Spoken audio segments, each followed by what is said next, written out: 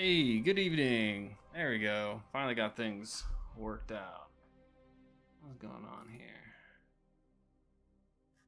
Yeah, that works. Let's see this one. All right, cool. Yeah, we've got focus in. All right, awesome.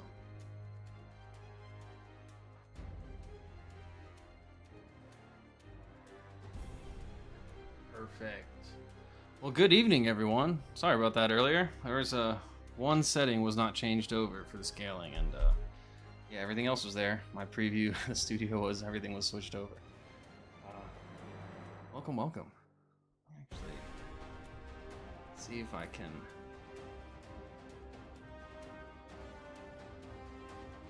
There we go. That's a lot better. I think that's a lot better.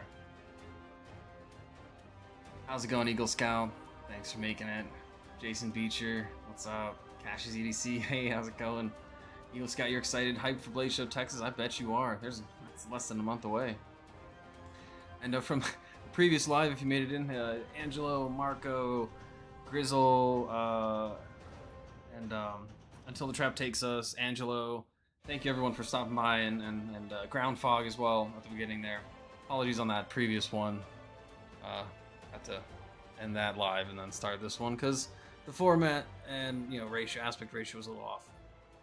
Anyway, hopefully everything's good to go on the music and the audio. If it's not, just let me know. So we're just doing the completely unnecessary hangout talk. I'm gonna call this maybe like the off camera because I'm here. No. But yeah, just figured I'd dig into this 50 feet of rope I got. See, dull some knives. See, and then I have knives to sharpen. Look at that. Gotta go through some rope, dull it up, dull some knives, see how much rope I can cut through. And then, hey Kathleen, how's it going? And then, yeah, go from there. Ooh, the pickle steel Freya. Nice, Jason. Nice. Night's Edge, awesome. That means you're healthy and feeling well. A wit as sharp as yours. You know what? I think that's something. I think that's a great thing. So the Night's Edge has, witty, absolutely sharp and witty. And the knives, I'm telling you, things you can sharpen, he sharpens them as sharp as his wit. Or is it the other way? But thanks. I appreciate you being here. No, miten voit tän iltana? Tosin hyvin, kiitos kun kysyt. Tosin hyvin, joo. Picking up on that one, eh? The Freya. That's really cool, Jason. You know what? I'll throw this one in there. I think. Maybe I'll cut some rope with this one. If Warrum stops by, I'll ask him if I can cut rope with us. It will dull it up. But yeah, if anything changes, audio, music, or anything, just let me know. Hopefully this light doesn't die. I did charge it up, so. What are we gonna get into? This. Yeah. Oh, right, I had to have the poll up earlier, which wasn't gone. That's right. Would you rather have a spork as your multi-tool or a machete as your eating utensil? Now keep in mind, that's a spork as your multi-tool. I mean, that's good. That better be a hefty spork. Hefty. Something like that. There we go.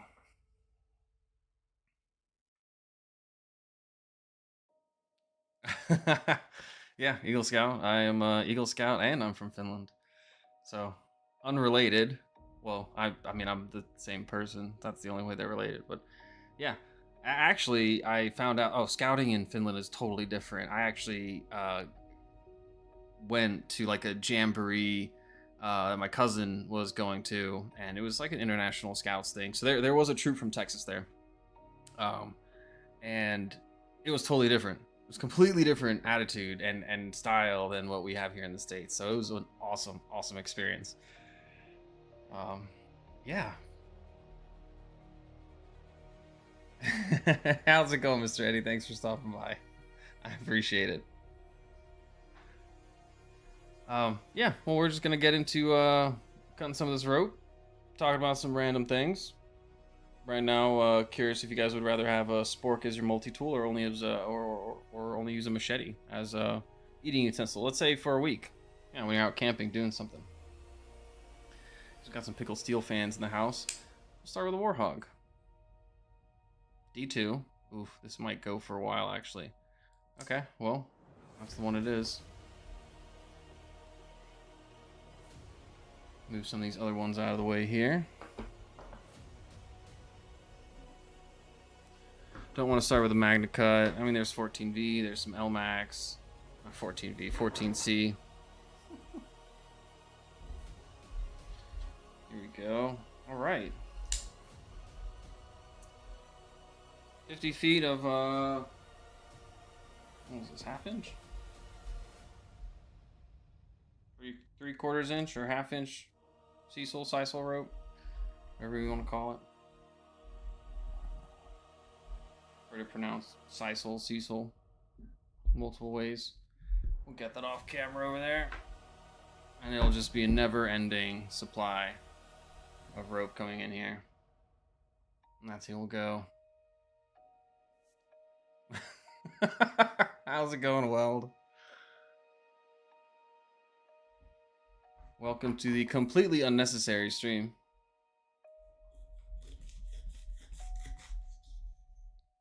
So I wouldn't even know what to determine as a baseline. I haven't used this. This is factory.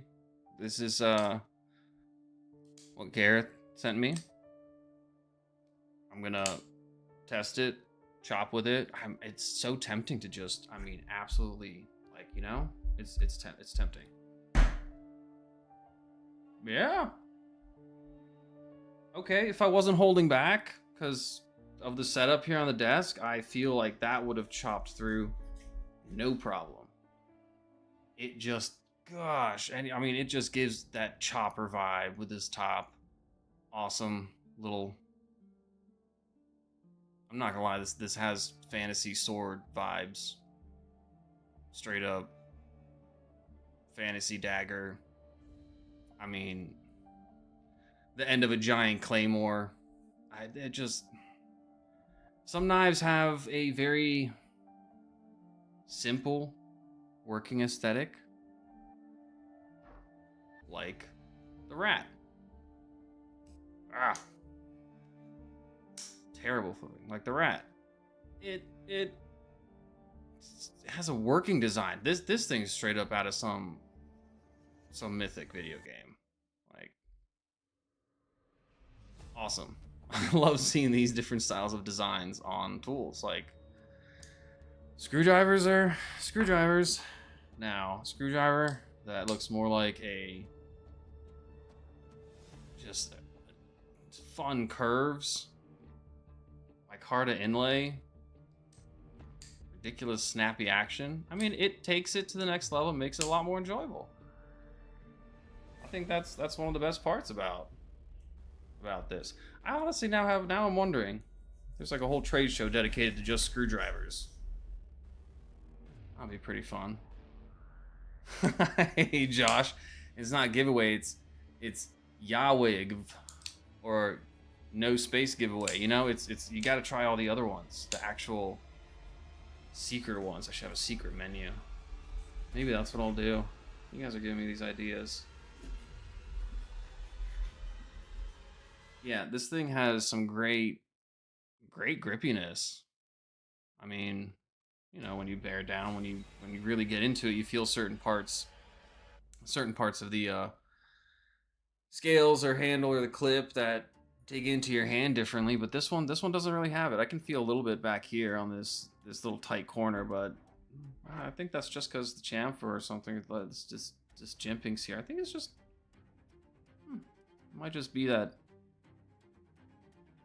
sharp angle there a little bit. I wouldn't really call it a sharp angle. It's kind of just, it's a little bit of an extension for the pinky, and so that's where you're feeling it. Other than that, I'm not really feeling any pressure points anywhere. Anyone here have abnormally long pinkies?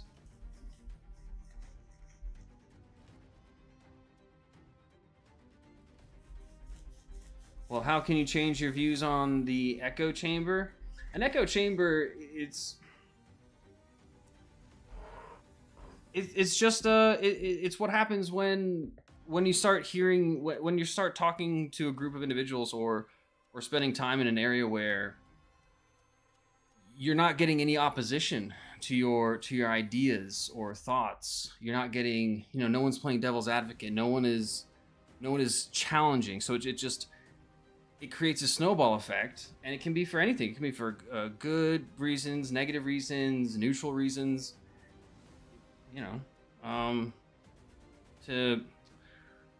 To change your views on an echo chamber, it just takes a little bit of, first, it takes being vulnerable, and putting yourself out there. Really, just trying new things. Like that's really it. What gets you to try new things? I mean, sometimes trying new things or changing things or swapping up a routine, sometimes that causes anxiety for people.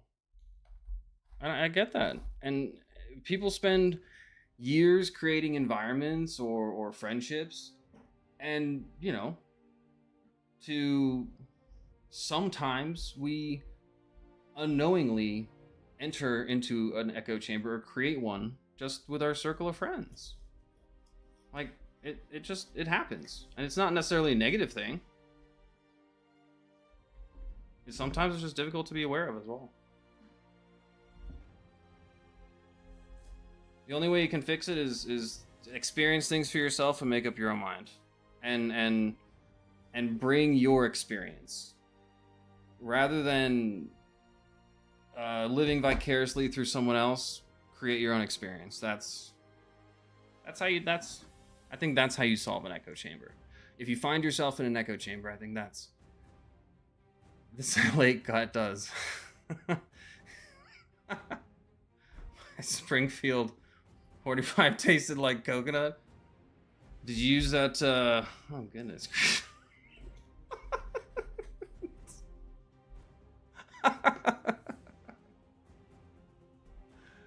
Oh, that's good stuff. I don't even know what to say to that. Gosh, it makes me think of Crocs, to be honest. If anyone's familiar with the movie Idiocracy, oh my gosh, funny little fact about Crocs in that.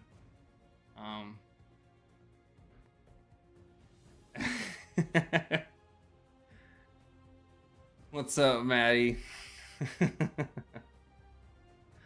Matisfaction wants to know where you buy your subs. I only taste coconut during llama lives. You sure you're getting that good MCT oil, Night's Edge? Because there's that MCT oil. And I'll come back to that, Mr. Eddie. I'm not deflecting here, but I do want to mention MCT oil. If you guys are getting, it's supposed to be tasteless, but sometimes even coconut oil, sometimes it tastes like soap. There's an amino acid that can appear or develop in MCT oil or whatnot, and it has a soapy flavor. It's weird. So the Night's Edge made me think about that. Talking about coconuts. How's it going, Bushcraft?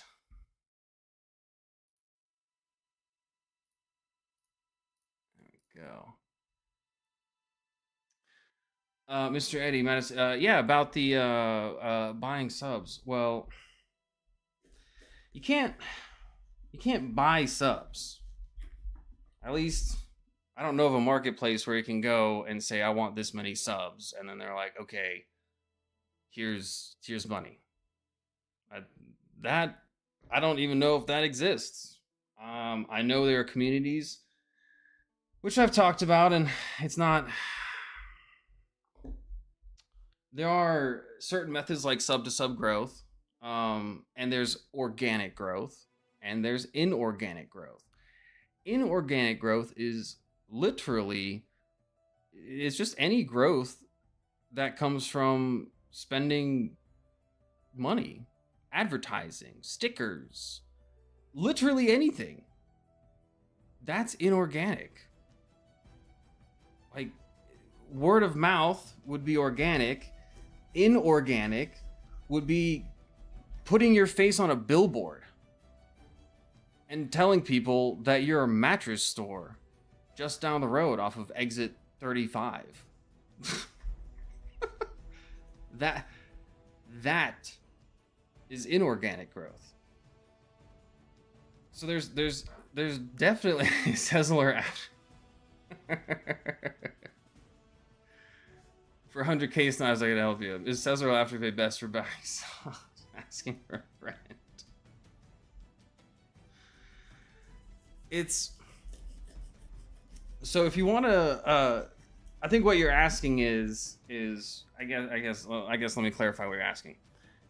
What was the cost of using the YouTube tools? So if you have a channel and you make YouTube content, everyone has this. It's out there for everyone. However, if you know what kind of content you make, you will probably already have figured out that you may or may not be able to use this feature because you have made your own conscious decision to make certain content that is not allowed to be promoted. It's knives. It's the same Instagram bullcrap. It's the dumbassery that is censorship of pens, knives, tools, etc. That crap. So, being the data-driven gathering engineer I am, problem solver, person who's like, this is absolute BS. And so of course the only way to find out like what is going on, rather than asking people in the industry, asking content creators, hey, how is this? How are you doing this? How are you doing that? There's a lot of there's just a lot of stuff people keep tight to their chest. There's just stuff people would rather not discuss, rather not tell you. They'd rather just keep saying, hey, do your own thing, find your niche, keep doing what you do, keep enjoying life, you do whatever makes you happy. I mean, if you know, I don't know if you guys go and check out these channels and stuff, but and we'll get back to sub to sub as well. But there are people out there asking for advice that have been putting out videos every single day for a year, and they're trying to break 100 subscribers, and they're asking questions like, is it me? And guess what? They end up in an echo chamber because the only advice they get is, oh no, just keep doing what you're doing. And it's like, wait a minute. Can no one give them other advice? Like, hey, maybe there's other tools. Maybe there's other methods. Like maybe you just need to put your content in front of a different audience. Because the way YouTube works is users pull from YouTube. YouTube doesn't push stuff to viewers. Viewers essentially, if you open an incognito tab and open up YouTube, it'll be blank. Because YouTube will not push you anything. It doesn't do that. You then put and create your profile via your searches, via your clicks, your interests, your views. You are creating this how long you watch things, how often you watch them, how if you interact, if you leave a comment, if you like it, if you watch it to the end. All these things, you're creating your profile, and then every time you log on to YouTube, you're essentially dipping your hand into the bucket, and YouTube just has a bucket of stuff that it's like, here's the bucket for Llama, here's the bucket for whoever, here's the bucket for Jason or the Knight's Edge or Bushcraft. And you pull. And then every time you refresh, it's a new thing, but you're pulling from your bucket that you've created. Your subscriptions are there. Your channels that are like the subscriptions you watch, it's there. You've created this profile. So there are these tools that are available to people. However, so many individuals don't know what tools are available to them, and sometimes they'll hit a wall that says, oh, you need to provide your social security number and create an account because you're getting into the territory of monetization and AdSense and blah, blah, blah. Guess what? You need that. If you want to grow your channel and monetize it, you will need a method, a payment method. You will need to provide them that information. Unless you have an EIN or something, or a tax ID, people get intimidated by that stuff. And you know how many people don't want to put that information online? So all of a sudden they go to use a YouTube feature that could be beneficial to you. They hit a login screen or something that's like, hey, you got to now sign up and do this and verify your identity, upload your ID. You know how disconcerting that is? Hugely. When just on the other side of that could very well be a, hey, you want to put your video out there? You want to show a new demographic? You want to be like, hey, I want this video to be more towards people in their 18 to 25. People 65 and older don't need to be sent this video on video game walkthrough gameplay specific. If that's what you want, because the analytics will tell you where your audience is from, what their age is. So I created the channel to be able to explore these things, to then be able to provide you guys information on it. And as I've told numerous people, just need to reach out and ask and I'll tell you. The tool that you might be asking, which I think is, okay, this is actually, I'm diving that in. And you say buying subs. I would like you to tell me. If anyone says buying subs, I'd provide me an example of a marketplace where you buy subs. However, if you want to promote your content, I can show you metrics and I can show you, hey, I decided to take this video of a flashlight or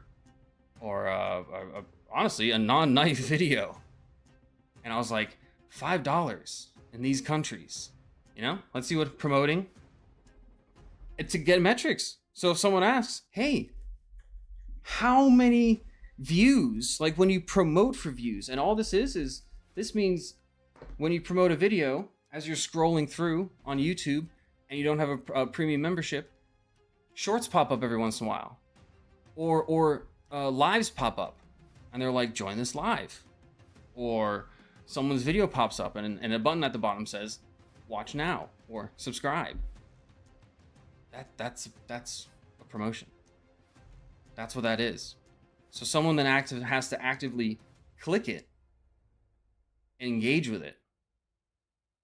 So number one, you have to make content that people actually want to engage with, because you can't just spam people with bullcrap, because they're not going to click it and engage with it. So number one, if you have the content, but it's not getting out to the audience based on the analytics, which if you have difficulty reading those, feel free to reach out and ask. I'll gladly walk through those things, as I've told people. People get intimidated by that stuff. Don't use the word algorithm. Use the word audience. You're not doing this every day to serve some AI hierarchy overlord bullcrap. No. I'm doing it because I get to engage with people and answer these questions for you, Mr. Eddie, and then talk to individuals like you. Like, this is why I do this. Why else would... Oh my goodness. Alright, finally. Now I can sharpen this thing. So that way next time when I do an edge test on it, it'll be my edge. Alright. I think that thing is done. Not that much rope. Anyway. So, as Faction asked earlier, tools. What are the tools? You have different social media platforms. You need to personally post and promote your videos. Put them out there. Talk about them. As individuals, as you know, if you want to come to my live streams and talk about your videos, that's what I encourage. That's the space I'm trying to create. A space where people can ask these questions and say,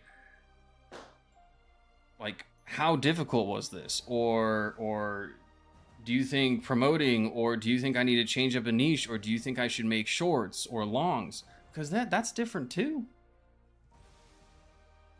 You ever wonder why YouTube has the two different options, like either get this many watch hours or this many views on shorts. Yeah, it treats channels that make shorts differently than it does channels that make long form videos. It treats them differently. But nowhere does it say that. You kind of have to experiment, like do stuff, make content, and then gather that data so then you can parse it yourself and then learn from it.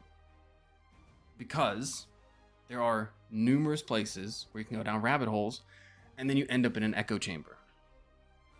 And sometimes that prevents us from discovering new things or actually seeing what is right in front of us. So.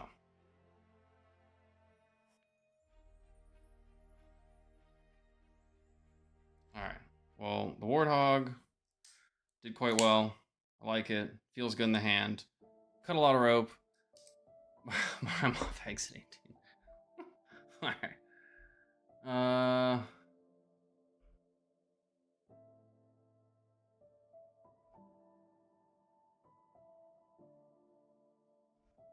Alright. Says a lot of interest repayments. This chat moves slower than cold honey. Yeah. Cool. Oh my, Tommy's giving everyone. Yeah, bushcraft. That's a very good way to put it. It is a pay to play game. I mean, if you are not thinking you're putting money into making your content, then do you even value your own time? I feel sorry for you if you don't value your time enough to think that every second, every minute, every moment you spend here working on content for other people, whether it makes you happy or sad or upset or makes you money, if you don't value your time enough, then why are you doing it? You don't have to make money off of everything, but you need to at least value it. So if someone asks, how much is this? You can go, this is what my time is worth. You need to know that. No one else is going to honestly value you as much as you value yourself.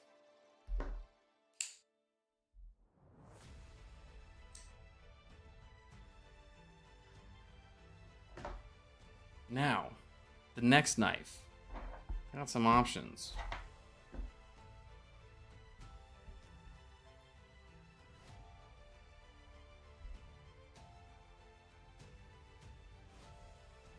That's okay. So Matisfaction, that's a good question.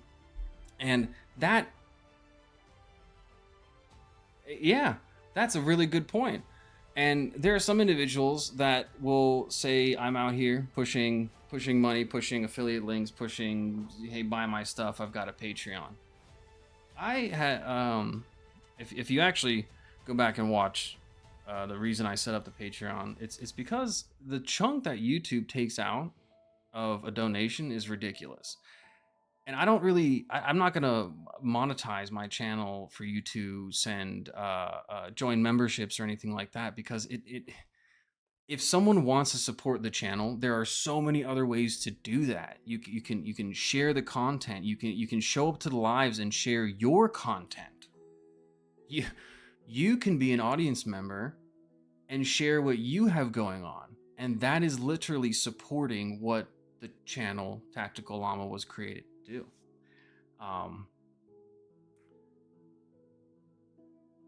Like off the my comment. Okay, then the money thing. Yeah, that's what I was going on. Then I'm gonna go back to the first part. Yeah. So sharing a hobby, having fun. Honestly, that's what makes working all day and then doing this afterwards enjoyable and bearable. Honestly, I'm lucky enough to say that I have time and resources to put into this without asking for anything in return. I created a way, if people wanted to, as well as a way for me to reward individuals in the live chats. That was another way. So Patreon's a two thing. If someone wants to support the channel, they're welcome to for as low as $1, and something like 92 cents of that will go to me, which then goes right back in the channel, which is shipping costs, because shipping costs is several hundreds of dollars a year, almost $1,000 a year just to ship stuff out. None of that was me selling anything. That's straight out of my pocket, paycheck, crap like that. I mean, I sharpen knives to fund this as well. Like, so the experimenting is purely for that reason, because someone might not have $5, $10, $15, $20 to spend. They might not have that to experiment. Thankfully, I'm fortunate enough to be in a position, working my ass off at my job, doing what I do as an engineer, to be able to do this and gather this data and share it, because I feel like there's a huge void. Now, yeah, YouTube takes 30%. That's bogus. Patreon is like 8%. Like, so that's why that exists. And on top of that, hell, if there's one member in there for $1 a month, they're gonna get a $15 t-shirt or a $40 hoodie or a knife, and they're gonna be the only one in the drawing. And they can sit there for $1 a month and win that merch for worth $40, $50, $60, $100 at times. Like, because it's set up to be that way. To reward the viewers and reward the audience members for their time and effort, because there's no way that I can pay you. However, I can give you opportunities to make, if you see it worthwhile, your time, exactly that. If you want to buy patches from me, you are welcome to reach out to me. It's free shipping in the United States. You're always welcome to reach out and ask for some. Ask for stickers. Jeez. I love it. I'm a giver, not a taker, you know? Things like that. How's it going, Titanium Justin? He bought the subs, not from YouTube. I would love to know where from at that point. So, as I've asked, just if you can provide me a marketplace or something, that would be great. I've yet to find anything like that. I've never gone looking, but I'll get back to Matisfaction's point or a question about promoting. So just toss a couple pucks towards the YouTube promotion thing, like often or sometimes for each video. Good questions. There are channels that you guys watch, and you might be like, and look, don't compare. Please do not compare. By the way, this is the Mole Sect Orbit, 14C, 28N, Hollow Ground. Don't compare yourself. Don't go, well, I upload this often and do this. Why isn't my channel growing as fast as someone else? Guess what?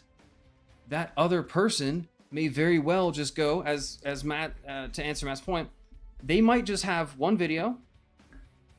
That's a completely different thing. For example, and I say this, knife videos cannot be promoted. If there's a knife in your video, it cannot be promoted. However, if you have flashlights, if you have a video that's not knife content, say it's doing anything else really,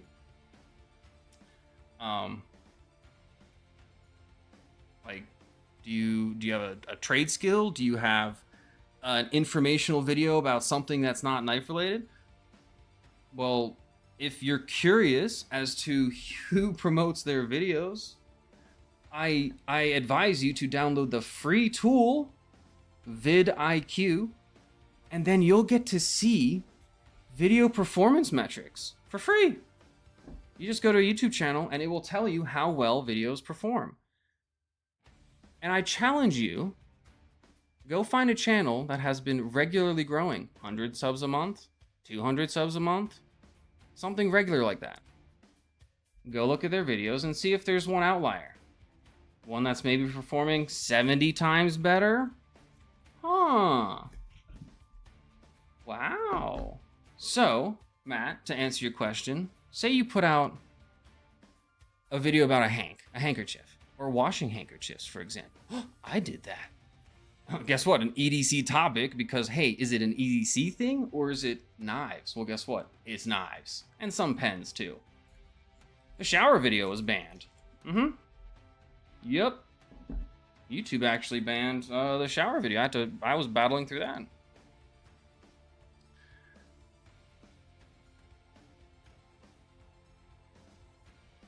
Well, a personalized thank you. It's a bar. Thanks, Bushcraft. I appreciate that. Yeah, no, like, yeah, ask the question. Like, you haven't asked a question, Titanium Justin. You're literally being a troll. Like, you think you're being a positive person, but you're just showing up and trolling and being a negative person. So for someone to do that and be like DSKFS, well, that's not. So I highly recommend, if you want to be someone that uses DSKFS, don't be a troll. Like, ask a question. What's the question? And in fact, I would like to know, have I ever said anything negative about you? Or just supported you in your lives? I feel like this is unwarranted negativity from someone who's sitting in an echo chamber. Do you need some advice on how to get out of an echo chamber, Titanium Justin? So I can provide that. So Matt, you could throw up one video about hangs or a flashlight, and say you spend $20. So what you get to do is you get to determine geography. Where do you want to promote it? What demographics? Like, what age group? How long do you want to promote it? Like, for a week? I think the minimum is like 3 or 5 days. Max can be however long. Do you want to go up to like a month? And then you set a budget, and they're going to be like, oh, budgets of $100 or more tend to perform better, and they'll give you an estimate. Kathleen. Yeah, I'll actually tell you that much. I'll give you those metrics here. That's followed here in the after I'm getting to satisfaction. So $20. $20. You spend 15, it has to be a 15-second video. You make a 15-second video. And it has to be something actually enjoyable that people want to watch. Or silly or funny or catchy, like something, or nostalgic. That there are things that trigger these emotions. 15 seconds is the minimum. And then that's it. You select your budget, your time range, and go. And you can do it. Do you want it for views, subscriptions, or website visits? And what they do is, views will pop up with a title, bottom that says, hey, watch, do you want to continue watching this video? So say long form video. Say you want to get a long form video out there and you want people to get those watch hours in and watch those videos. Well, you would want to promote a long form video, as I've noticed, for views. Say you want to get people to be aware of your channel, what kind of content you're putting out. Do you want to get like a snippet of one of your lives? Do you want to take one of your long form videos and turn it into several shorts and then promote your content that way?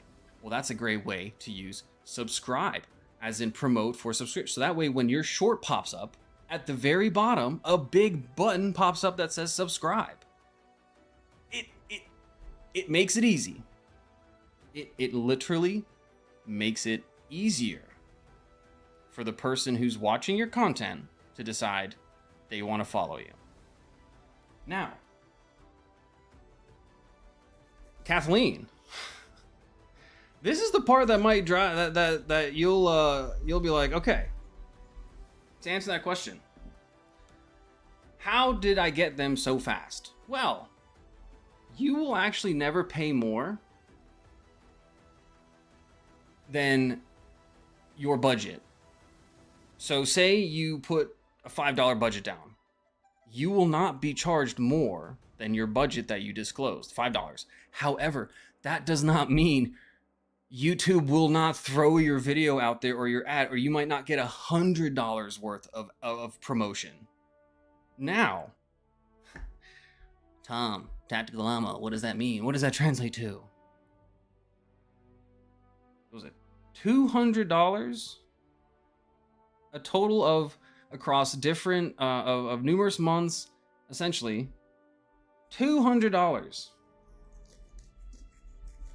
I mean, has anyone else here budgeted $200 to do experiments like this and then share this data for other creators and content creators to know this? Has anyone done that?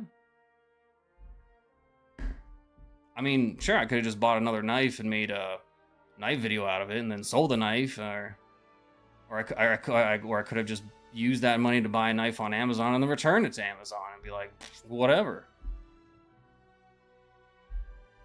Could totally do that. There's so many other things you could do with $200. However, I decided to find out, how many website visits do you get? How many views do you get? How many subscriptions do you get? You want to know the answer? $200 equated to 7,000 subscriptions. There's your metrics. You can't buy subscribers. You can't buy followers. If you're not clever enough to figure that out, that's sad. What I've been saying from the very beginning to everyone: if you have questions, feel free to reach out. I'm an open book. I will provide you this information. And on top of that, I won't even go around being like, hey, so-and-so asked me for permit, asked me for advice. No. Our conversations can remain private and between us. If you're asking for help and advice, as I've offered and told, I'm not shy to share this information.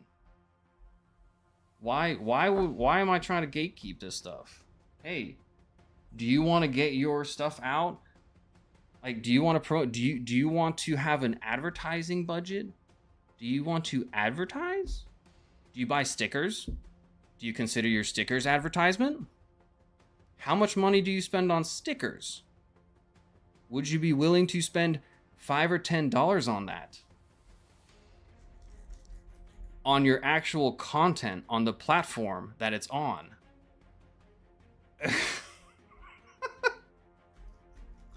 Look, I've done the patches. I've done the merch. I've done the stickers. Hey, ask me questions about Instagram boosting. I do not recommend it. Not at all. It's like, don't ever be tempted to that. It's like 100 views for $10. Nope. Don't. You want to know, you want to ask me questions about what to spend your money on? Feel free. Feel free to ask me. Now, you might also wonder why channels might make decisions they make. Why are certain videos being posted at times? Dude.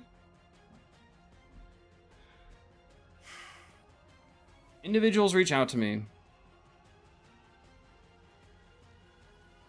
because they might just have a question like, how would you phrase this?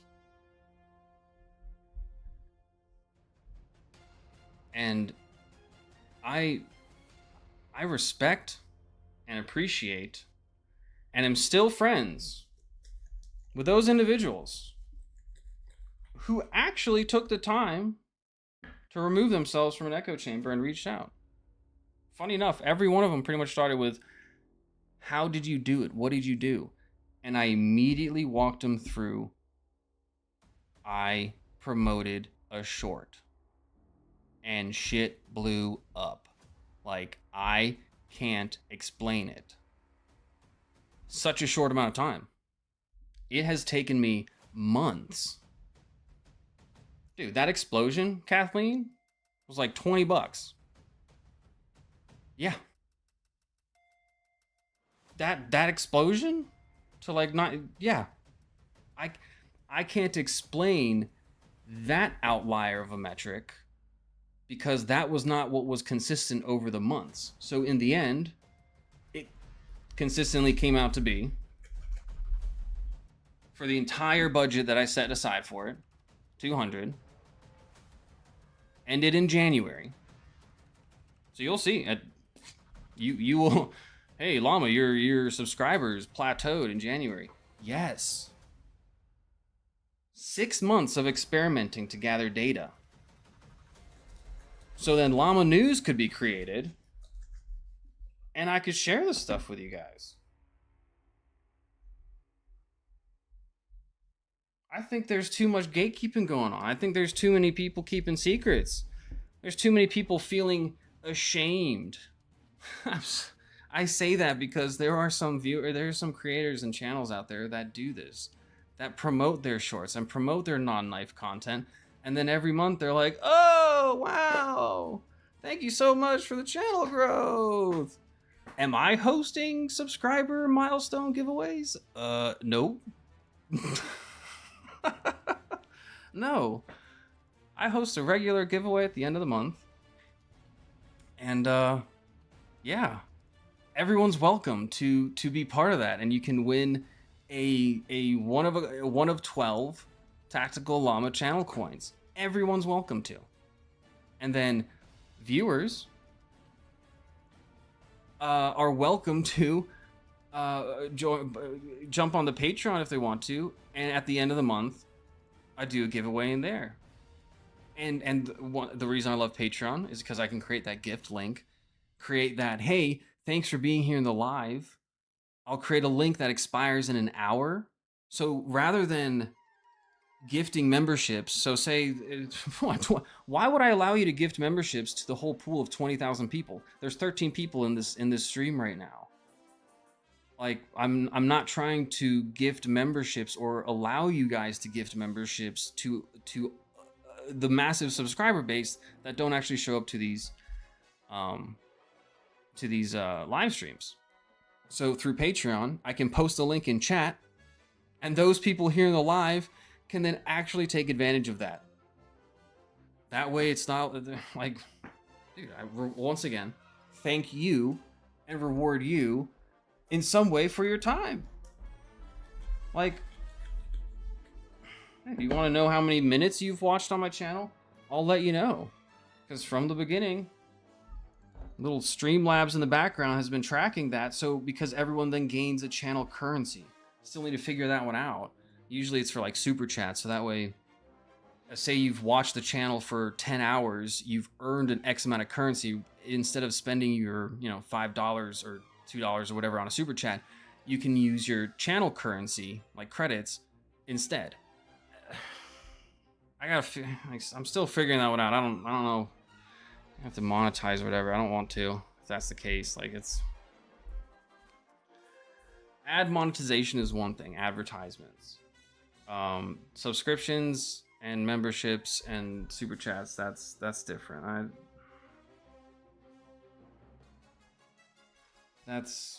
I'm just not happy with the cut YouTube takes. Not for the creator or the people donating. You want to donate $100 to the channel? Like 60 of it gets to them. It's crazy after taxes and fees. Like, I don't think the viewers' money is well spent. That's just me personally. So that's why I'm not going to provide that opportunity. That's my personal opinion.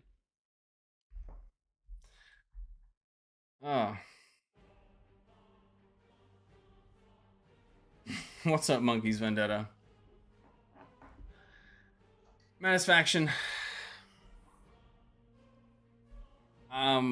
Look, I'm not here to shame or bring down people. If people have reached out to me for advice and have asked, and look, if it pretty much was, hey, how did you do this? And then I provided them pretty much what I just told you guys, except in the very brief, oh my holy crap, this happened like in a week. Oh, I don't know what I'm interpreting.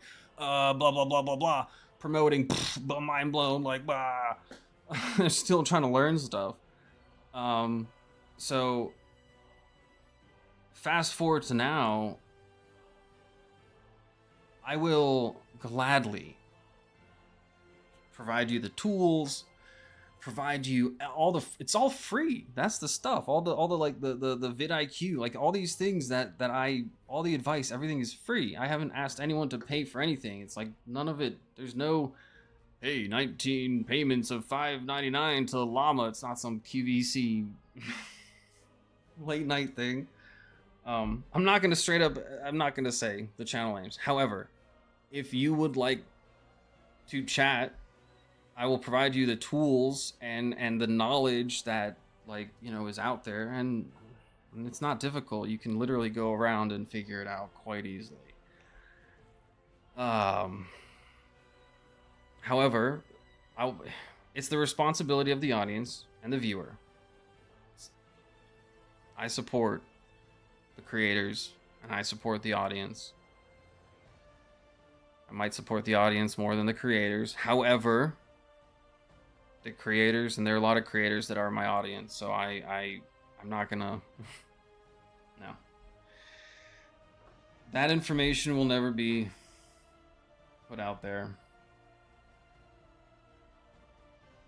And in our private conversations, you're not gonna get it from me either. However, you're always welcome to reach out for advice, and ask on the tools, and I can screen share and show you. Like there's if you want to, by all means, like there's transparency, so you're welcome to. Hey Lou, how's it going?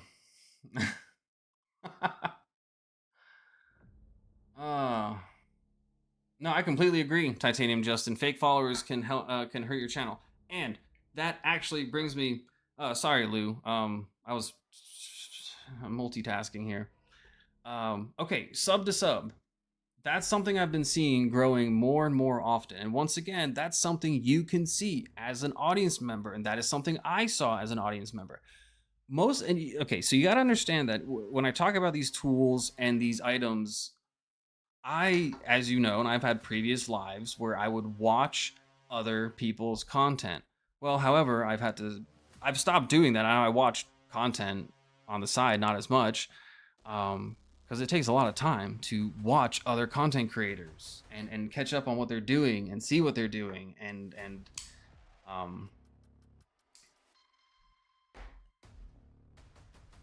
however, there were some that got butthurt by that and issued copyright strike. Rather than messaging me or talking out, they're just like, "Yeah, we're gonna issue a copyright strike against your channel and call for a boycott." Yeah.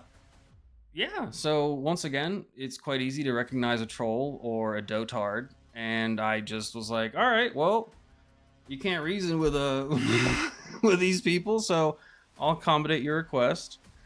And that's unfortunate that my live stream that watched your video got more views by about 6 times than the video that you put out. So I'm sorry I promoted it and watched it. Apologies. Yeah, you won't see me doing that anymore. You won't see me catching up on other people's content on lives. You won't see me really promoting other people's channels or lives. I will create a space in my channel for people to promote their own channels if you'd like to promote your own channels and content, because apparently if I promote other people's, they get upset. So, well, yeah, it's interesting. The individuals you run into once you go from being an audience member to a content creator. Yeah. It's like there's a secret like legion or round table or something, or Illuminati, or it's like they have to maintain a certain order, and it's like, oh, well, yeah, I've never really been one to just go along with that. I shake shit up. I'm usually an outlier. So, we're stirring shit up.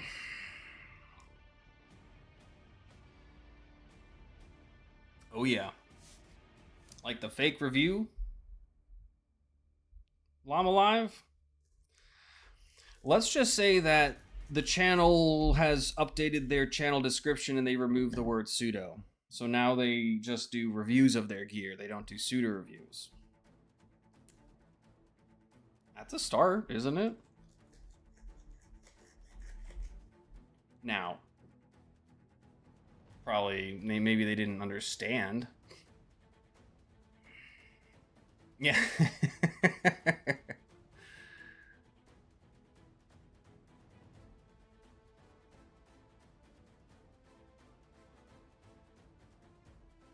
Kathleen, you think yeah, if feel free. I will. Okay, I'll agree with Kathleen on that one.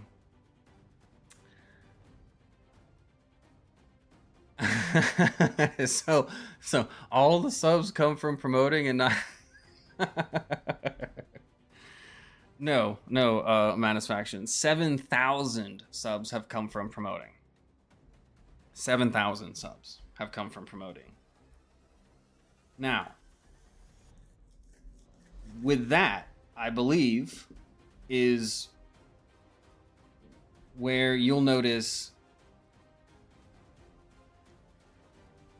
Think of it as a campaign. That's what it's called in the Google ad space. They call it campaigns.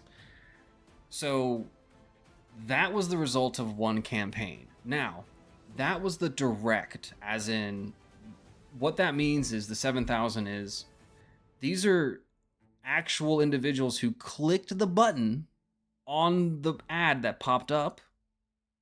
Them clicking it counts as them becoming a sub per that promotion.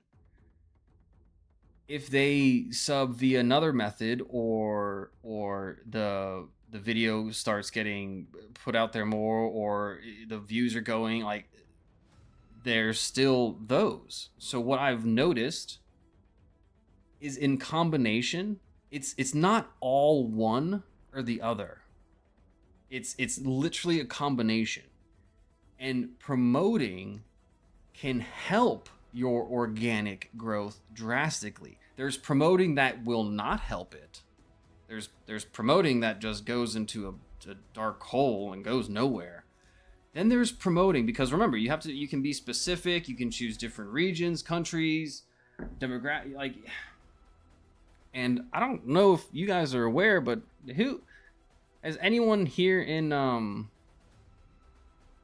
chat, like, does anyone actually know what the number one, like, the tiered countries are in terms of YouTube?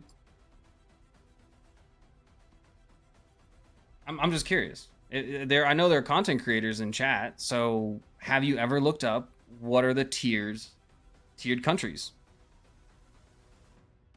I don't want to call you silly or dumb for not knowing this. However, if you're not looking up or researching what countries in the world digest or ingest the most YouTube content, and I think you might want to do yourself some a favor and look it up, because you're probably not going to think Poland. You're probably not going to think Poland is on the same level as the United States. You're probably not going to think a country with a population of, well, what, 7 million? What's the current population of Poland? 36 million? Okay, that's a lot bigger than I thought. Is considered a tier 1? Like, whoa. It's not China. China is most definitely not Satisfaction. In fact, China is very low. India is up there. However, India may very well be the largest English-speaking country, because due to population numbers speaking English, they could very well be I think they're the largest English-speaking country. India is one of them. Oh, Titanium Justin, you're always welcome to reach out. Always. From day one. And I enjoy your content and support your stuff. In fact, I had someone reach out and they said great things about you, and I supported you in response. In fact, I even said it was unfortunate I haven't had an opportunity to get to your lives. However, I do enjoy your style, your art, your designs, your creativity. Dude, your sprinkles, the color. You don't conform, Justin. However, think about how you word some of your questions sometimes. Because if that's not the person you want to reflect, I mean, there's a channel I follow called Titanium Justin that has a very kind-hearted, lovely individual that I follow and enjoy. However, look, we have our days and moments. I'm not a glamorous bucket of sunshine every day. I understand that people have days, people have moments.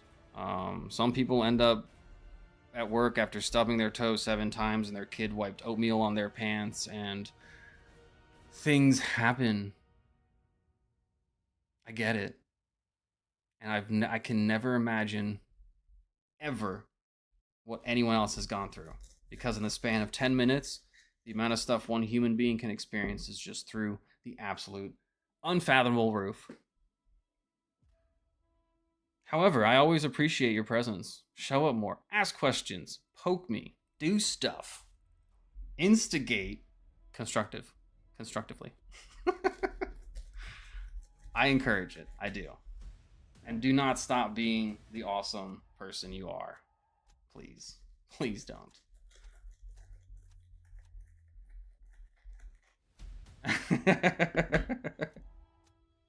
Two neck knives, a buck. Okay, this thing keeps going. I don't know if it's just the... Okay, this thing's performing better than the other ones.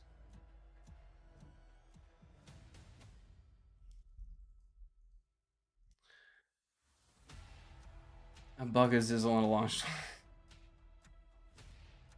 Mind to Milton. Oh, goodness gracious. I'm just talking about what I've learned. And what I've gathered or experienced. There's a lot of stuff I don't know about. And I'm still trying to learn about that and experiment. So I always encourage people to reach out and ask questions. I've had some negativity. I've had some individuals reach out, and I've had some great conversations. I've had some weird conversations as well. However, yeah. No complaints on my part. All the conversations go together in the end to create what we call life, I guess.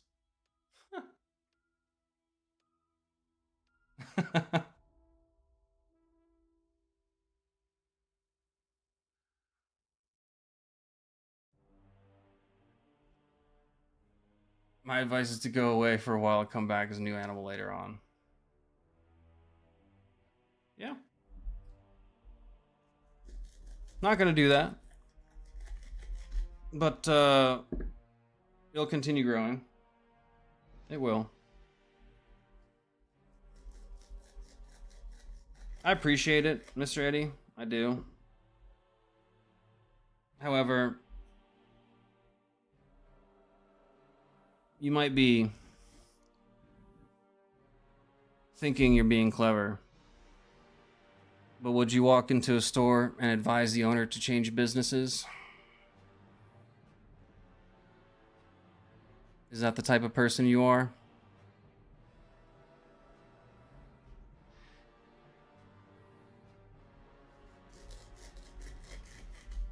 Let's focus on that, Mr. Eddie. Let's focus on your desire to be here to be negative. Let's spend time and energy focusing on you. The floor is yours, Mr. Eddie. It is all yours. Ask any question you want. Say anything you want.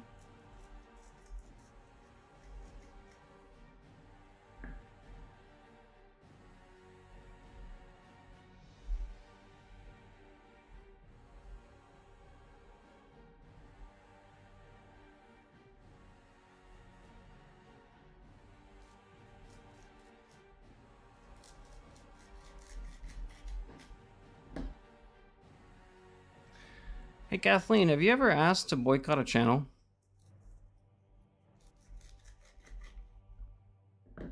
You can be honest.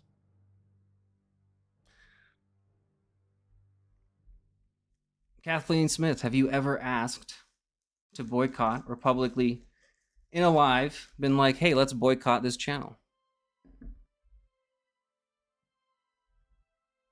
We'll put you on the spot.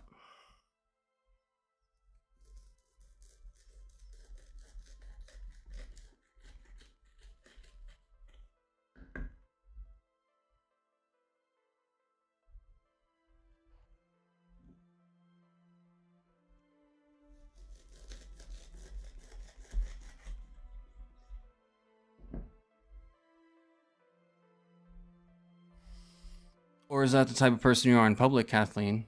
Or are you different behind a live chat?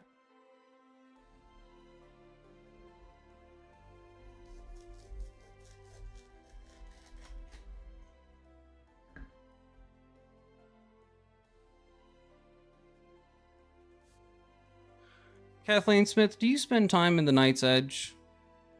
Or do you spend time in Knives Fast? Kathleen, you can play dumb, or we can talk about screenshots.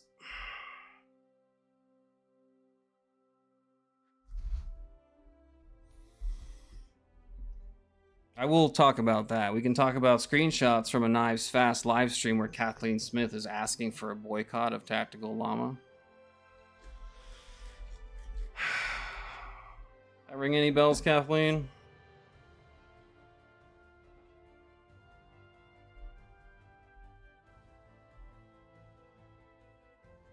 Oh. I can also show you the comment where you entered into my giveaway a couple days later. Didn't you watch my short, Kathleen? Didn't you watch my short earlier where I was like, I see you?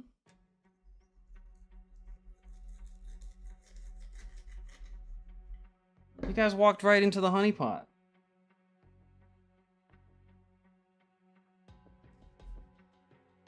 Why do you think the trolls started coming out in the comments? Why do you think people started jumping into the live streams that aren't here?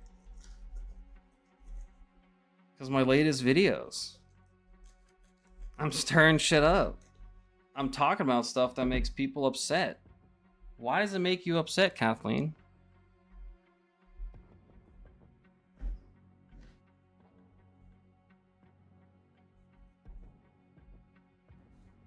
Come check out the live stream on Friday, Kathleen, and we can talk more about this. I think, don't worry, I'll blur out the names.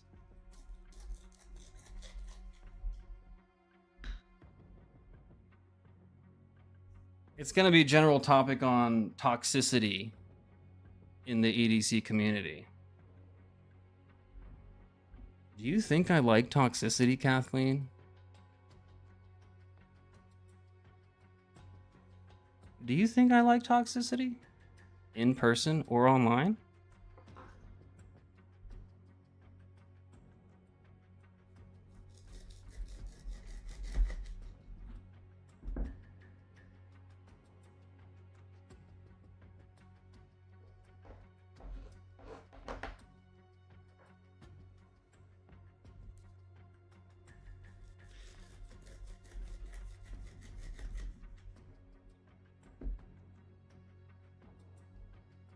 And Matisfaction, that is the unfortunate part, is that these pillars, these individuals we call pillars in our community. Ugh. Oh, I did mention copyright strike, right? I guess you'd never guess who issued that. What Virginia dotard? Actually, I think he's a self-proclaimed numbskull. I think what it is actually. Yeah, I don't think he realized that when you issue a copyright strike, he actually had to like show himself, and it had to come from his email. So, yeah.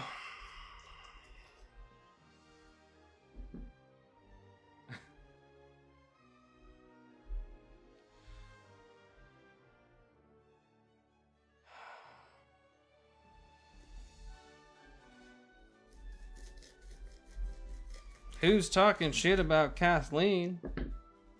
Oh, I was just asking Kathleen if she's ever asked for a boycott. And then I advised her she can just... Because she doesn't want to say yes or no. Because, you know, once you say something online, in a live chat, anyone can screenshot it. Like, dude. Yeah. You can dislike channels.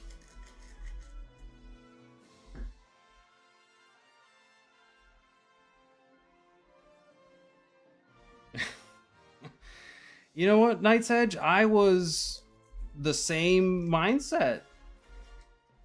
I was very surprised.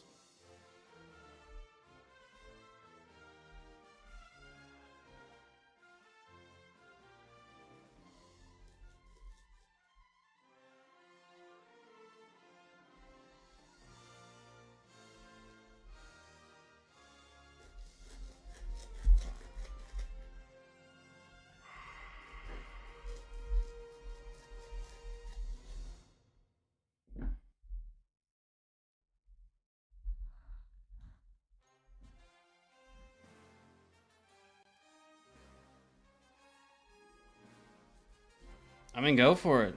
I created this stream. It's literally called the Unnecessary Stream. It was made for this exact reason.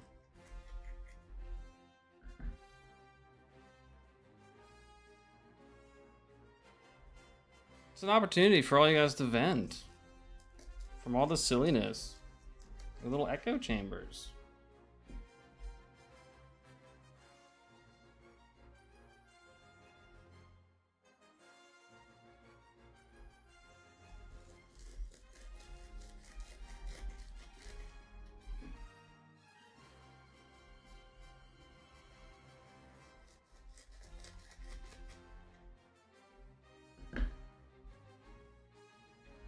This thing keeps going.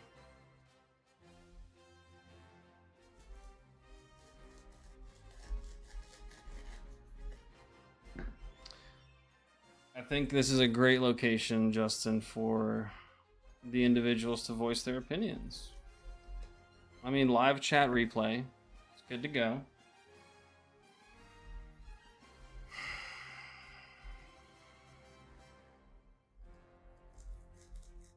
It's good stuff in my opinion.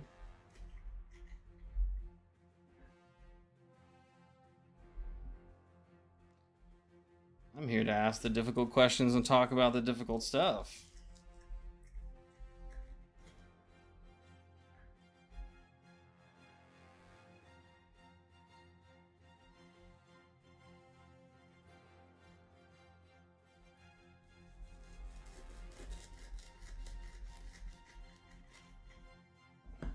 How's it going, Javon?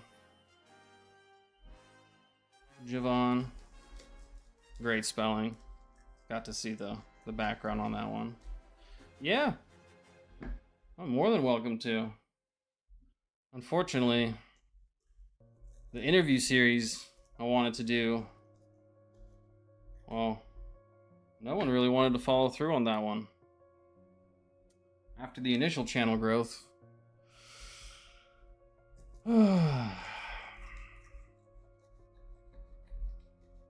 It's difficult to understand new things or different things.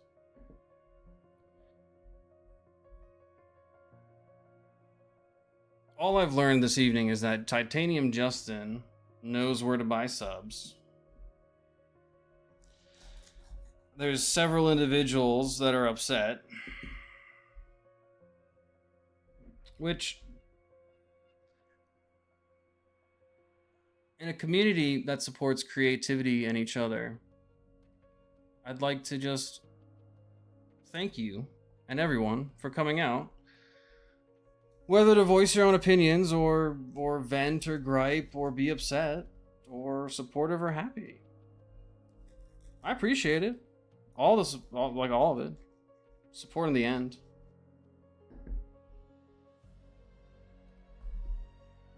Here's look,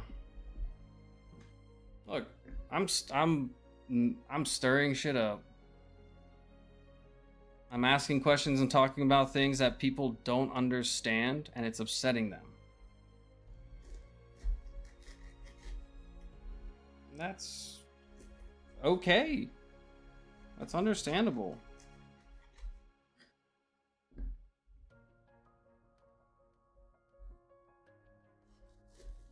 However, just understand that what we do online, it's to create a space for you guys.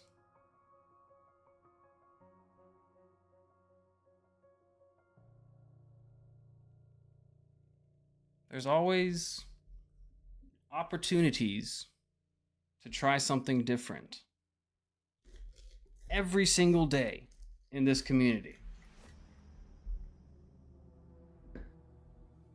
So to find such a ridiculous mindset or barrier or hard stop is like coming across someone who won't use any other knife steel except one specific knife steel. And they'll fight you to the end of the earth because that's what they believe in. I'm just one person who wouldn't choose that fight. My time is spent elsewhere. Better.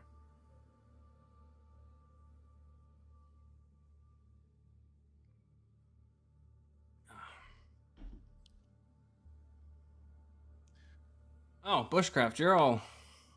The interviews aren't... And so the thing is, the interviews weren't anything about the gear. That's the thing. The interviews that I reached out to individuals were... Look, I'm not gonna lie. There's so much knife content out there. What? Why do you think I don't make a ton of knife content in reviews? First of all, I gotta use these things a good bit to even review it. And second of all, I don't think there's enough content about the creators.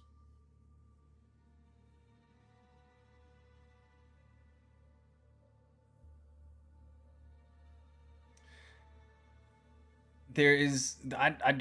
how many interviews about creators are there? Everyone's talking about knives. Okay. Well, I'm curious about the content creators.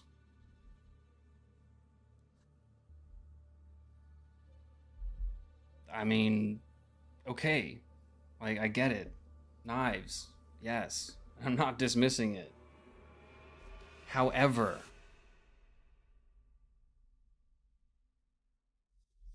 there is so much more to the creator than there is the knife. So much more.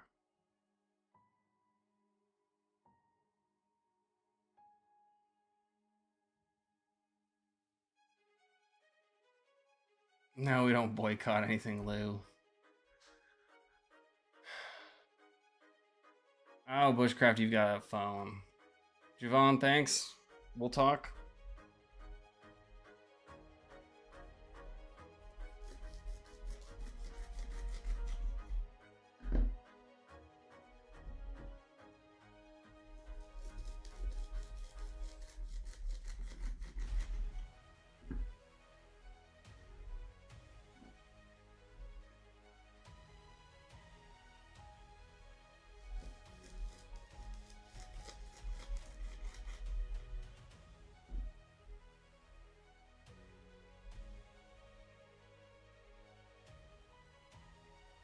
Is there a bug woven in there? No, it's just some other fiber. Looked like a cricket.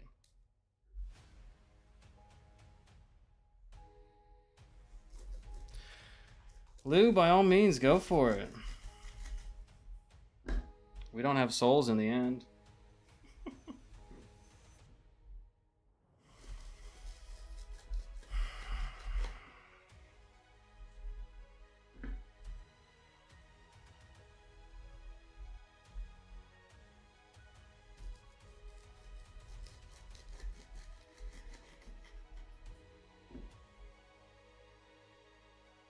this thing just keeps going.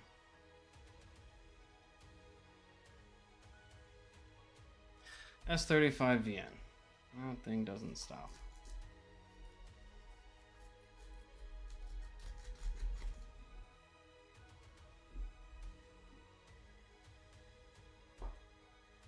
No, not doing that. Not switching it up. I don't know if this thing's gonna get dull anytime soon.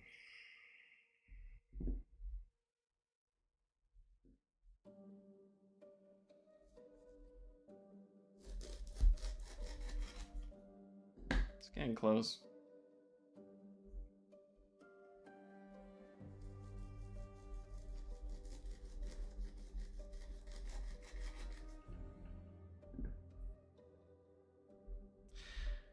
Makes you wonder, though.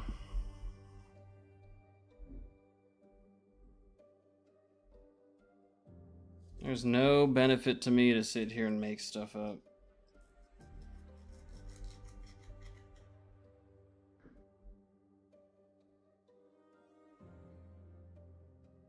Dude, honestly, it's this finger that is struggling more than anything. Yeah.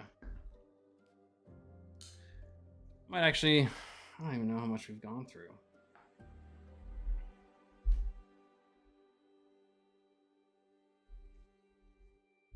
The whole desk is a mess.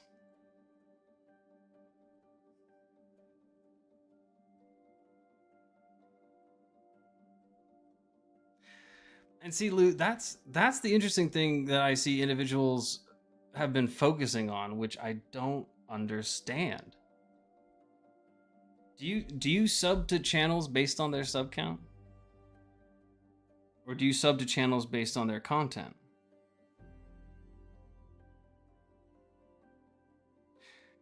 And then, since when, as an audience member,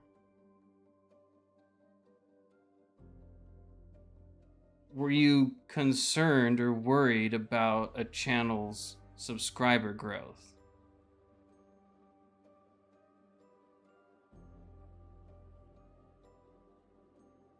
Like, why are these important to people? What's so important? Well, there you go. Content. You like content. So what's so important? What's this one? S90? S35. Another S35. Goodness gracious. They just don't stop.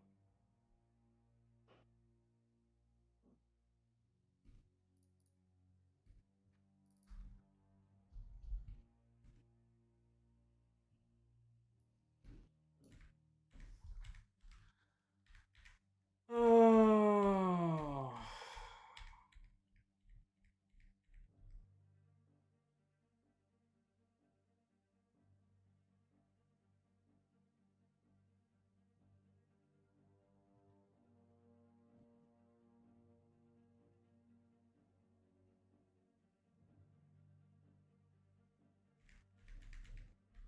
Where are we going with this? Oh, I need to find a different knife material.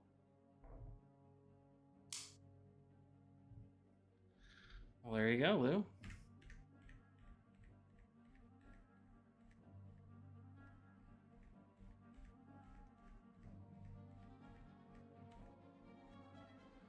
I mean, I still come across new channels. Ooh, do. We got rubber tubing.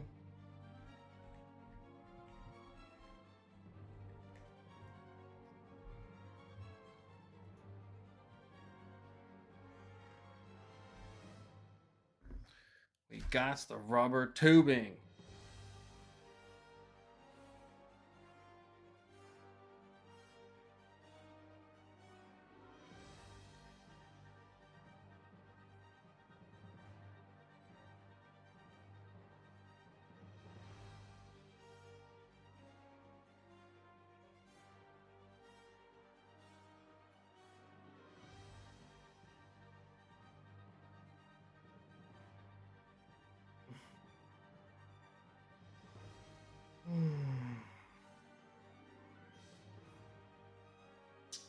Bummer. All right. You know what? We'll go with the Magna Cut.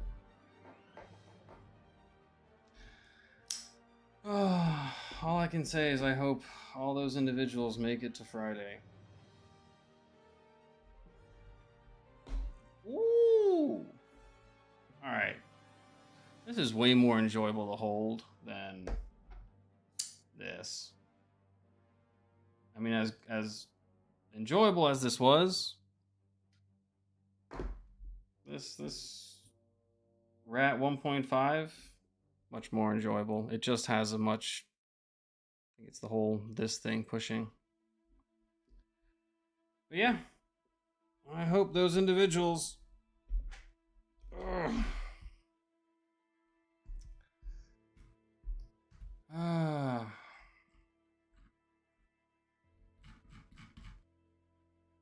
It's unfortunate.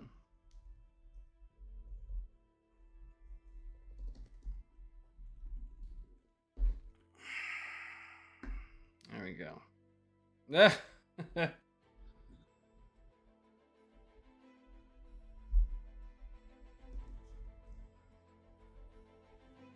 This tubing is no joke.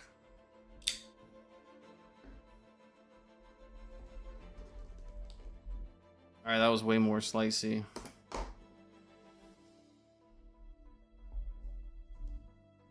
Okay.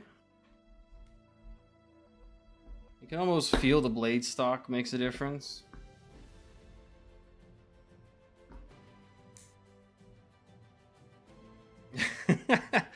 Lou, we reserve that right always. And I don't recommend hating. However, strongly disliking is always, it's always up to someone to make up their own decision. I always recommend. I mean, if something tastes bitter, it's our body telling us it thinks it's poison, and sometimes you just gotta like eat it 2 or 3 more times to teach your body it's not poison. Sometimes we run into the same scenario. I mean, I ended up, one of my coworkers, this guy was, he was a conspiracy theorist when I met him. However, for like the previous 15-20 years, he was like heavily devoted and part of a religious group, and I mean was like really like living it. And then one day things just kind of started like something just was like seemed off. He was like, it sounded poisonous. And all of a sudden he's like, wait a minute. And things just kind of clicked. However, you know,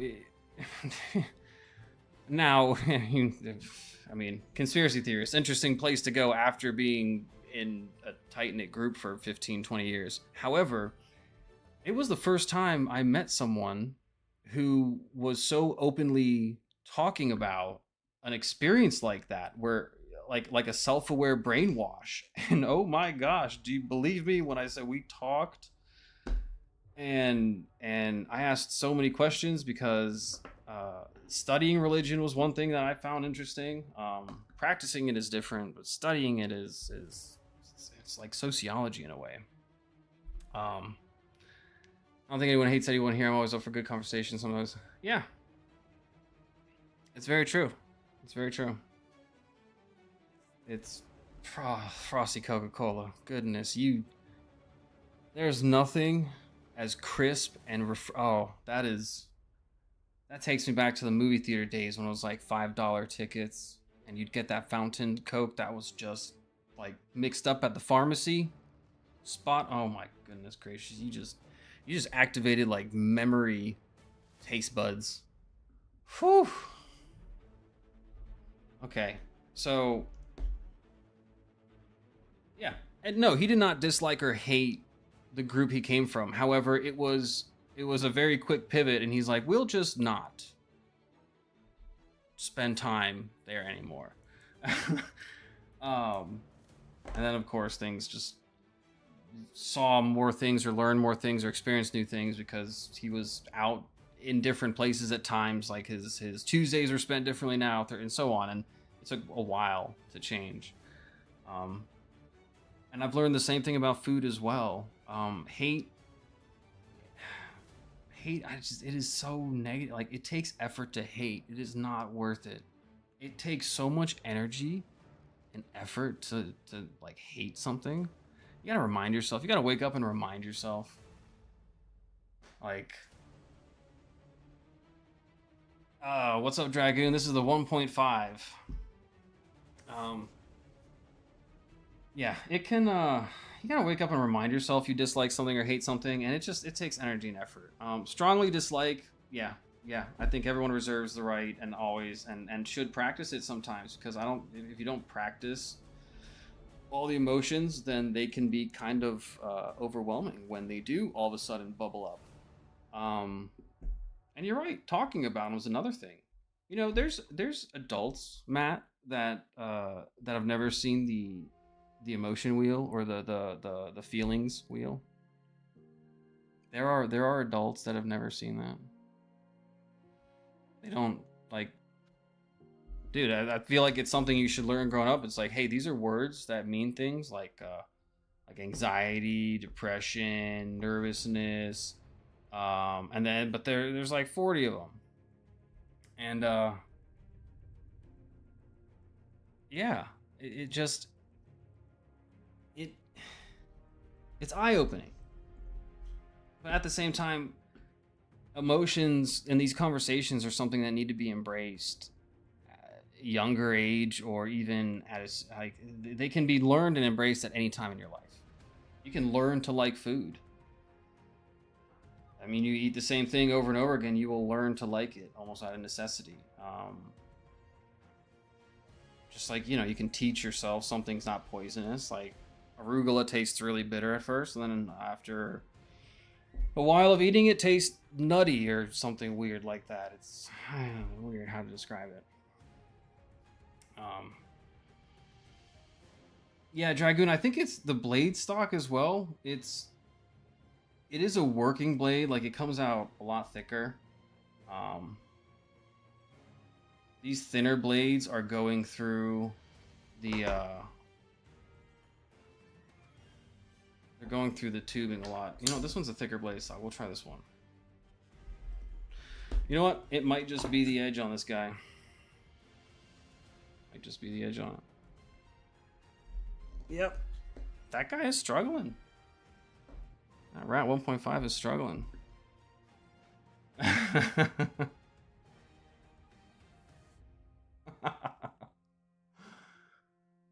Oh. All this arugula talk is very controversial. I hated arugula for a long time. It was like it was almost for a long time it was like the only thing that I just couldn't stomach. I just couldn't deal with the bitterness.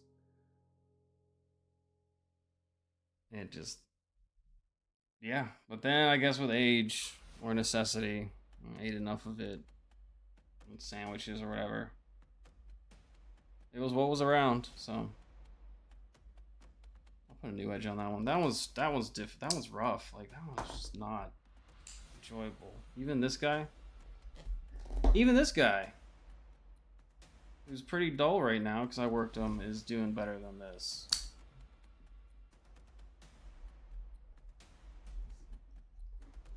Yeah, I think it just needs a different style edge on it.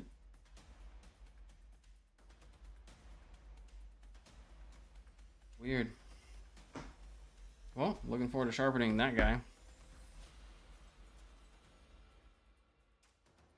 I agree. The deep carry on this would be absolutely stunning and fantastic. It's kind of the same thing with some of their some of the Spydercos. Like, a lot of them are great working knives, especially with the washers and stuff. However, without having that deep carry, it can be a bit difficult.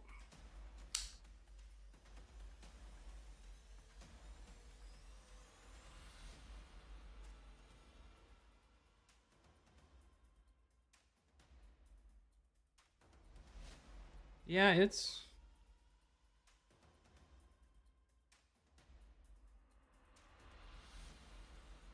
I think you're onto something, Dragoon. Actually, good lord, that might actually be like a burr across the whole thing. Huh?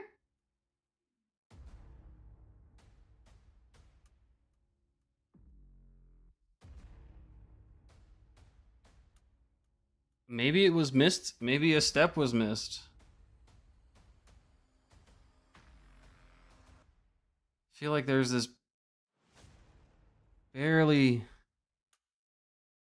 Yeah, it's catching the slightest bit. This way it's not, but this way it is.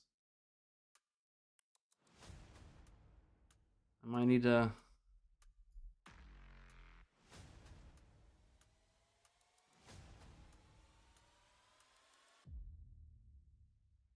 Yep, I can see it.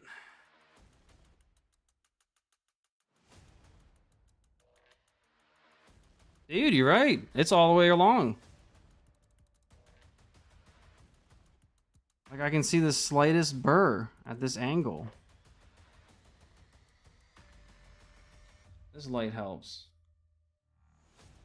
It's like it's like half a pixel wide in real life width. Yeah, I think you're right. Dragoon, you got that spot on. It's like all the way up the entire edge. It's pretty much a burr rolled over or not even. It's not apexed.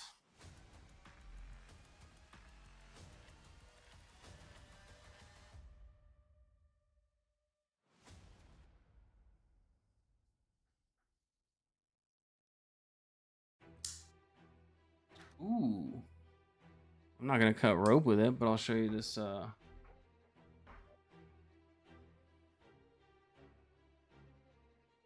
It's not Vosteed.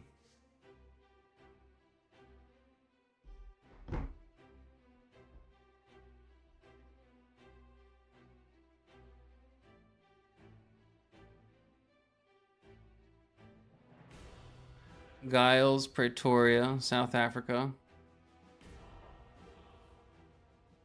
It's called witch's shoe is a style. This thing is nasty sharp. I've been using it. Let's see.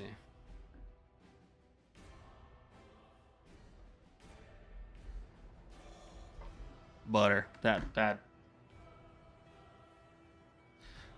This thing's terrifying. I was cutting up some meat and vegetables with it, and I felt like I needed a chainmail glove.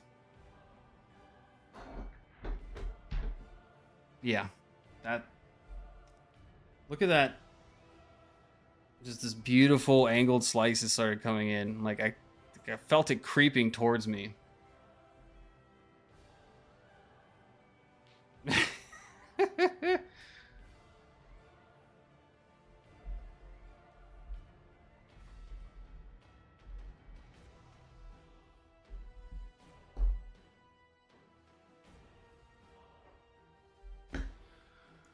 Well, I can continue cutting rope, continue cutting this tubing, or we can call it. It is up to you guys.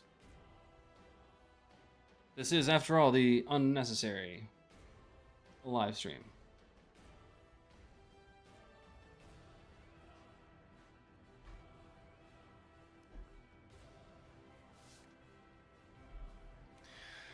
Completely unnecessary, however, it's here for anyone to just show up and say what's on their mind.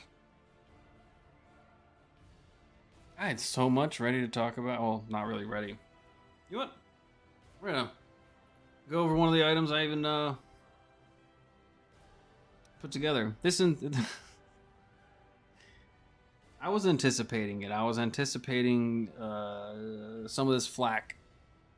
I was anticipating individuals maybe showing up to I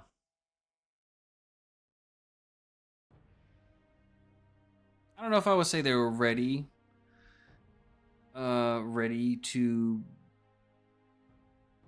be open to learning. However, it was very nice to have everyone show up. I will appreciate that. I personally am not always ready or in a state of mind to learn or get it. I get it. There are times when I go into scenarios where I think I know what's best, and I lose out on learning things, and I lose out on growing because I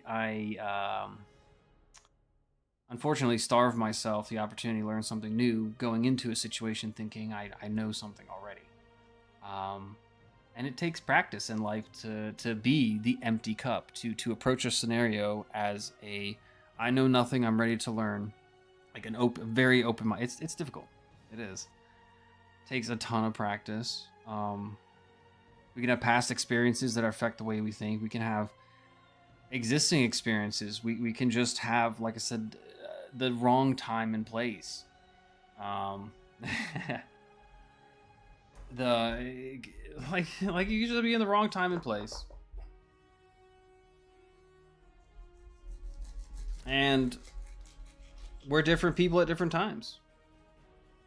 Yeah, we all want to say we haven't changed or we're this person. I mean, we're different people at different times of the day. Especially that. Okay, this thing is shaking the whole table. All right, that thing is... Maybe that's why I should just cut till the table starts shaking. And I appreciate that. I do. It still takes time and energy and effort to be here and voice your opinion. And I will respond. I will gladly entertain the conversation you want to have and respond. I'll also ask tough questions. Just keep in mind when I ask tough questions or I bring things up, I'm an engineer.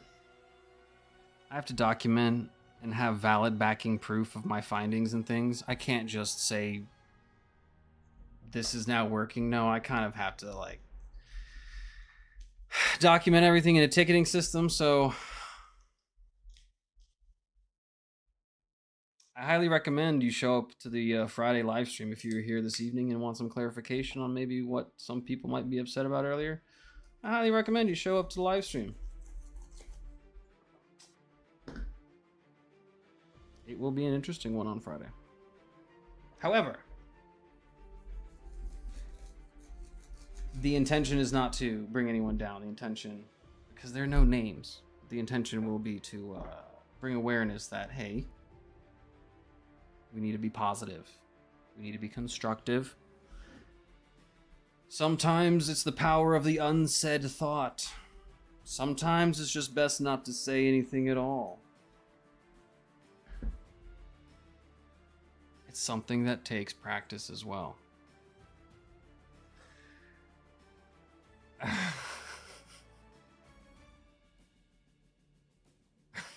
Raccoon with the rat jokes.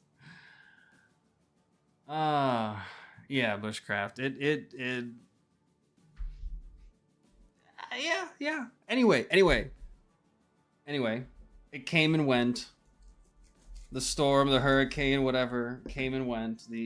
However, so what I want to get onto is, all right, look. Socks. Okay. So I have a theory, and this is a very common theory, because everyone, I'm curious how many people here are agreeing with the theory that washing machines are a portal to another dimension. Like, it's gotta be. You put in 2 socks, boom, 1 sock disappears into the void. Where does it go? Is there a secret sock society living in an alternate universe? Have they set up their own form of government, electing a supreme sock ruler? Like, what are they doing? Where do these socks go?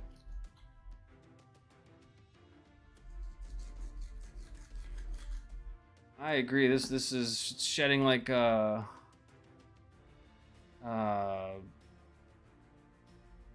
was gonna say corgi. Oh my gosh, there's so much. Holy moly, German! You're not wrong. German shepherds create.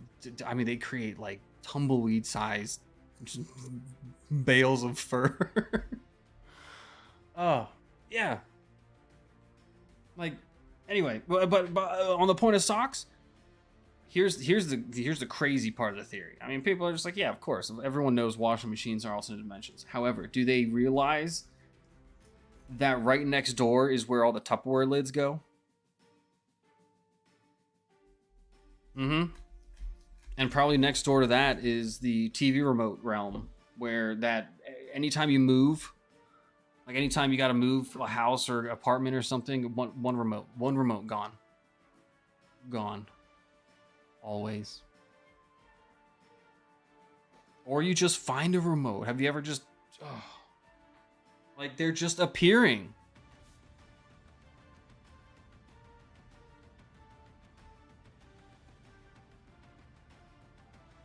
I wish I had a side loader so I could wash my blankets and Shorty Rose back. Oh, Lou,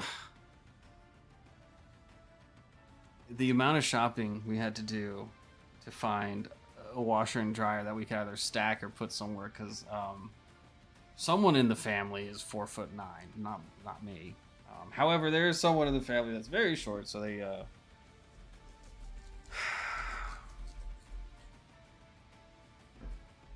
if that was a top loader, that would be a struggle. That would.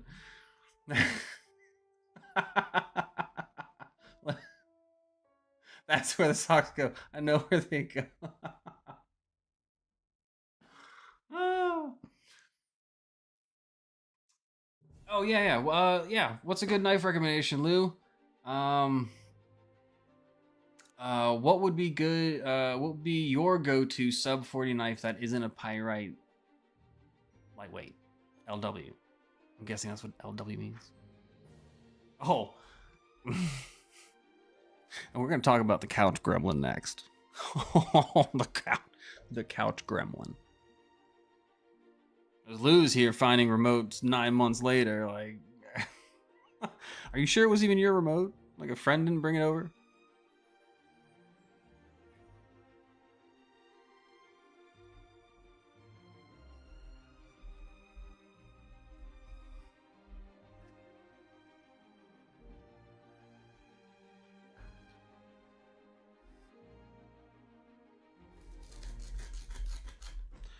All right, so far S35VN is like dominating, absolutely destroying. This guy went crazy long, so awesome. That's an edge I put on there. This edge I put on there. I was gonna say that was not Way of Knife. I touched it up since then. This is a factory edge. I don't think I've touched this one yet.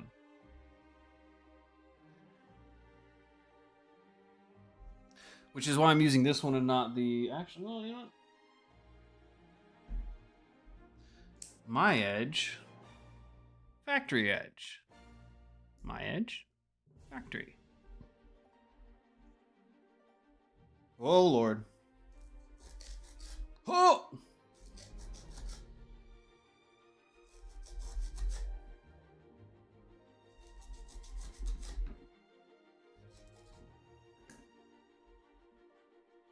Okay, let's...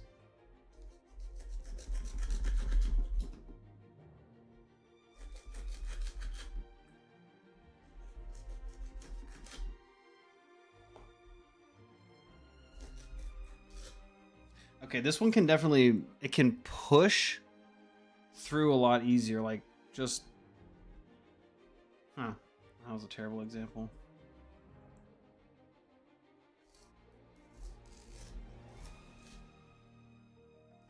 Yeah, that pushes a lot better.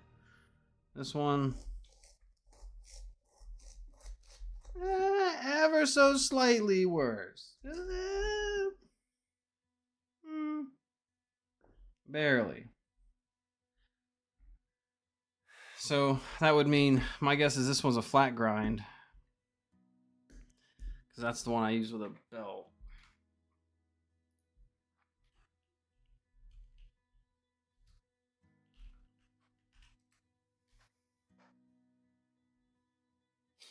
Which would make it a convex.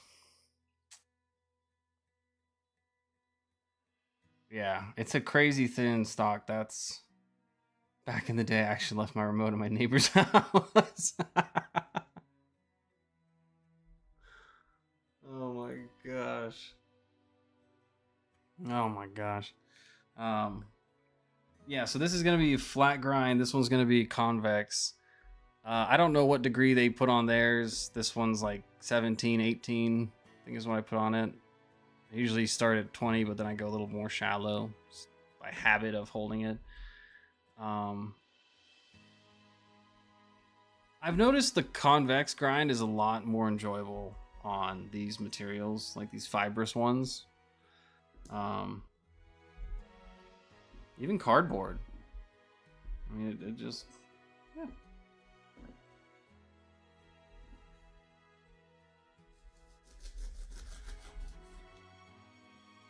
Yeah. That's enjoyable. L-Max is nice. I like it. How's it going, Nola? Yeah, that's exactly bushcraft. I like that. Oh, actually, speaking of rope. A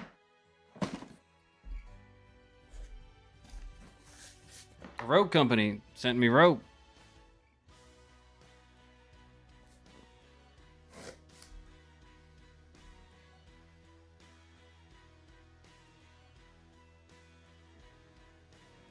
Atwood rope.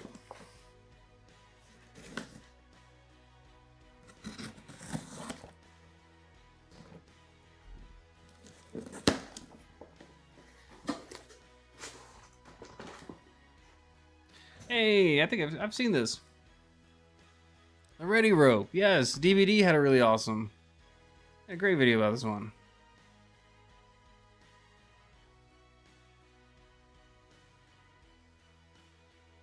Good stuff. All right. 50-foot paracord, 550-pound test, cutting. Oh, it has a cutting blade in there. Oh, right there. There's a little cutting blade in there. It's got built-in storage, so you can have lighter, fish hooks, med supplies. All right.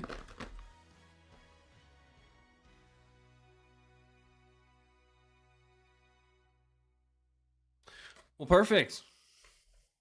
I go hiking and camping. That's perfect. We'll try it out. Nice. All right. Well, look, if Bushcraft rebooted uses Atwood, I'm gonna trust a parachute tech. Look now, like I said later, go out and do your own research. So look, this is just obviously I need to talk to about 17 more parachute technicians just to make sure Bushcraft isn't like, you know, no, no, Bushcraft. There's some advice to be had from someone who's dealt with rope for what, almost three decades? You were 20, 30 years? I mean, that's rope. You know rope at that point. You know more than just rope. So much engineering, so much data, so much, oh my gosh, attention to detail. That's what it is. So much attention to detail. Unbelievable. All right. Well, we can try the D2 Ghost.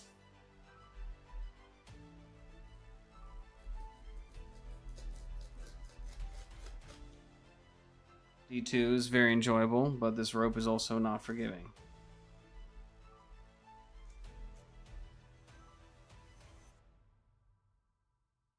I have no idea. Did I hit like a knot in the rope or something?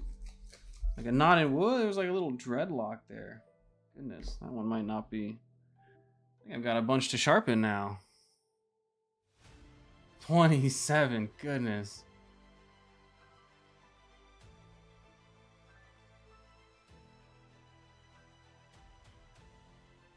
That is really cool.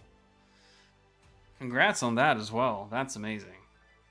In any industry, in any job, that's awesome. Oh, what else? Yeah, the penguin, or not the penguin, but the dolphin.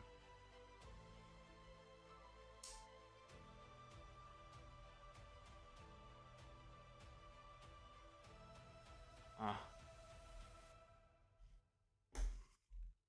You guys don't need to get up for a bio break or anything. I mean, kind of leads into our next topic, the couch gremlin. I don't mention it earlier, but oh Lord, this is what. Okay, Dolphin, I see you.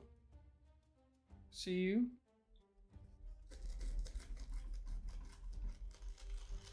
That's 14C for you. Woo! So shiny still. I think it's polishing it.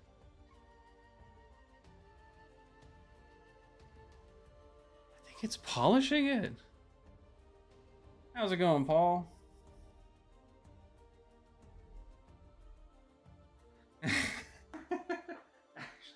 It's so much down there. That's a 5-gallon bucket.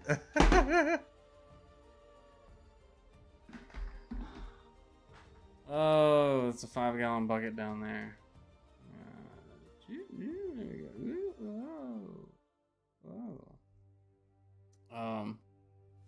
Yeah, but yeah, just want to make sure people are stretching their legs, hydrating, bio breaks, bathrooms if you need to, things like that. Because oh, you ever have one of those days where like you're being productive, you're doing something, and like then you just sit down on the couch, fully intending at getting up like in 2 minutes. You're like, I'm just gonna sit here for a brief moment, and I'll get right up. And then you wake up 3 hours later in the exact same position. Like what? What? Yeah, that right there. It wasn't you. It wasn't you. Just like the socks disappearing. It's not a you thing, okay? That's straight up the couch gremlin. That right there is the couch gremlin. It's a mystical being that holds you hostage with invisible chains of comfort, whispering, "Shh, you don't need to get up. No, just stay a little longer." Next thing you know, it's dark outside, your leg's asleep, and you have no idea what year it is. Look out for the couch gremlin. One of the most powerful beings of procrastination.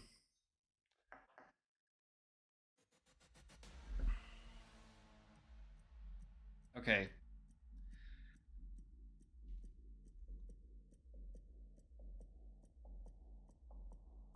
That's terrible. That's weirdly a lot of friction. I was wondering, I was like, why is it so difficult to slice through this? Wow, this? Oh, is that why this was so difficult? No, that's like... That's like butter smooth. But this... Look at that, see that? There's a... That's a terrible example. You see how it caught and like rotated? Whoop! Oh, there's something on it. Dude, there's so much friction on this blade. Lou, you have the opposite problem. Other people's socks keep appearing in your washer.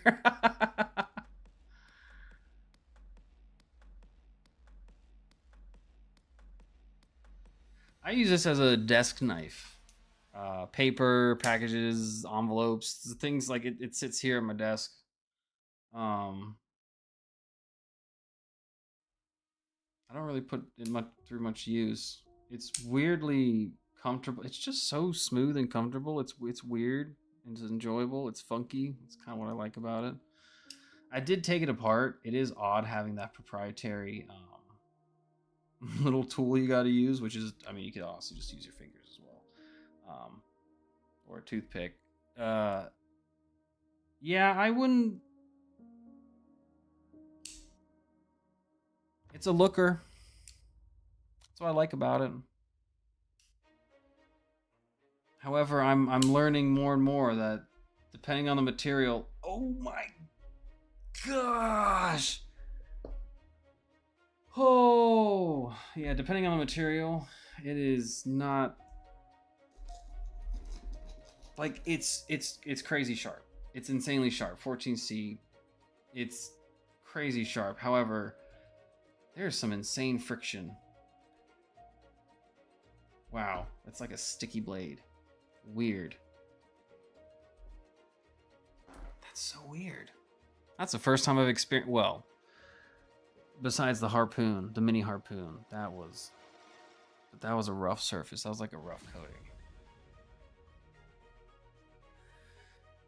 Yeah, it reminds me of. I mean, I grew up. My parents had a letter opener on the desk. Like that's. I grew up with a Swiss Army knife in my pocket. My parents had a letter opener on the desk. Like snail mail. It was a different time, different era. It was enjoyable. Very different. But this totally reminds me of the letter opener that you'd get, like you'd give as a gift in the 90s or something to a coworker or for a work family friend at a Christmas party. You're like, what do you get him? I don't know, get him a letter opener.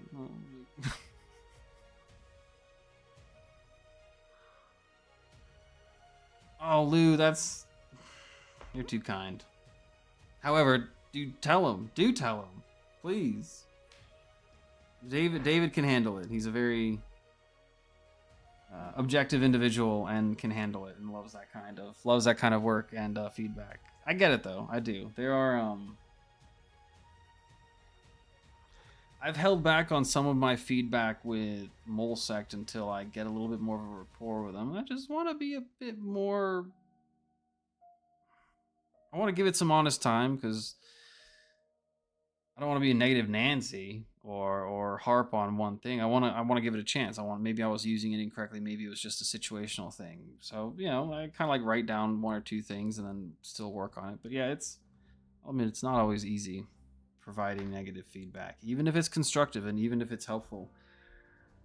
It's not easy all the time, especially to word. You got to word it properly. That too.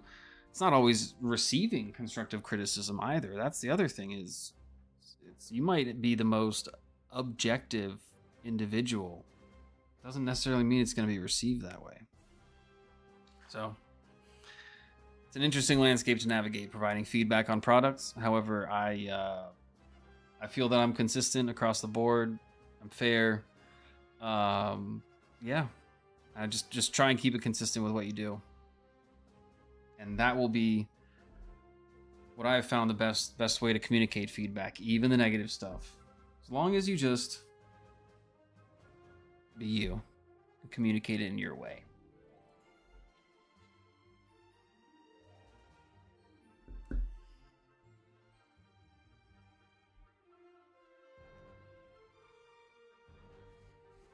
Does anyone here ever talk to themselves? It's kind of a silly question for a YouTube streamer in a way, I feel. Or any streamer. It's more of a radio thing, actually. That's how it all started, on the radio. Now that I think about it, it was way more different in the sense because there was no feedback, there was no chat, there was no... It was just... You're just talking into a microphone, hoping you don't pick up a really dull... that one needs to be finished. That one's been worked. Darn it.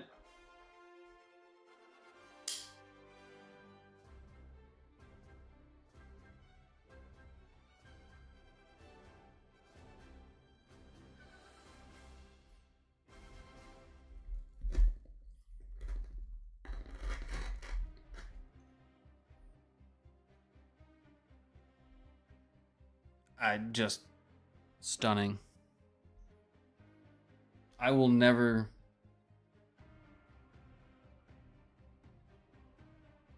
Bushcraft.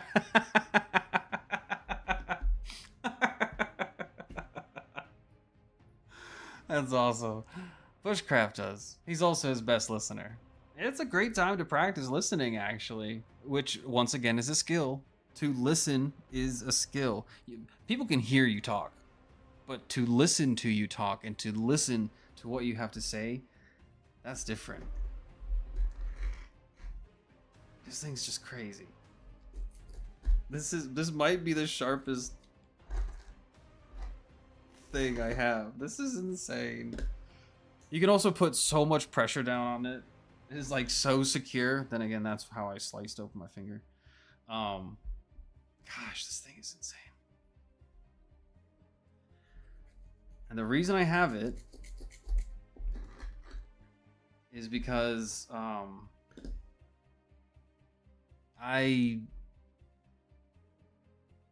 was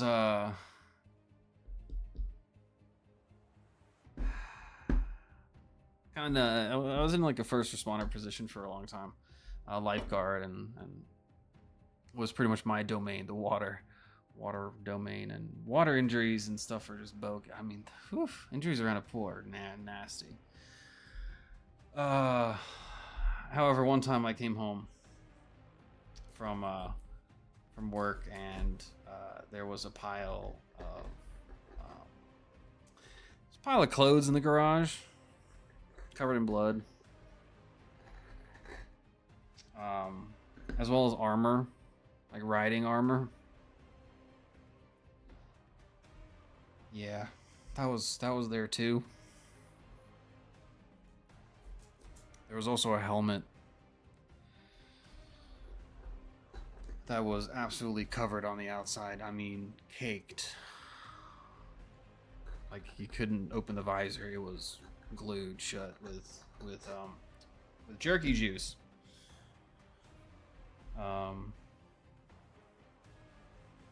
Thankfully, the individual survived. The friend survived. Everything was fine. Well, I mean, no, everything was not fine. But in the end, a new titanium wrist and arm and a couple extra things, and boom, you're back to a whole human being again. However, since that moment, I've always had this weird inkling, that if I was ever the first person to show up to a motorcycle accident or something where someone's wearing leathers or armor or something, how am I going to get through that or deal with that? I mean, honestly, you just want to stabilize and oftentimes keep it on them because it's rigid or something. However, I don't think I've come across any blade shape or knife that screams like medical emergency rescue, cut clothing, cloth, tent. I don't think I've come across anything more that screams that than this thing. I mean, it just screams like, do you have one in your car first aid kit? Do you have one in your hiking backpack? Do you have one in your tent escape kit? Do you like it? Just it is this shape that is friendly to be like having a pack and gear. It doesn't have any sharp corners. It's not going to poke holes. It's not going to activate or have any rough edges. Like, it's smooth, it's durable, it's got the titanium liner there. It's hefty. You could use this thing as a projectile, tie a rope through it and chuck this thing over a tree branch to make a bear canister, to hang your bear canister or something. It just... Oh, and it's on washers too, as well. Like it's got washers.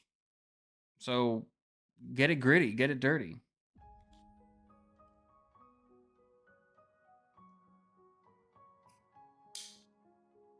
It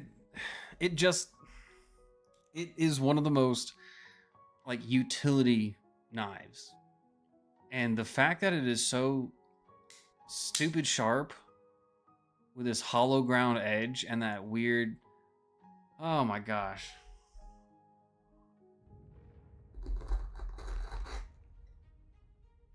This thing was $27 on sale. I like. I have to recommend it. I love it. I use it. Okay. Most carried knife. Oh my god, this is my most carried knife. Oh my god.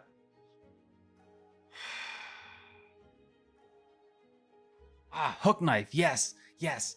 Hook knives. Yes. Yes.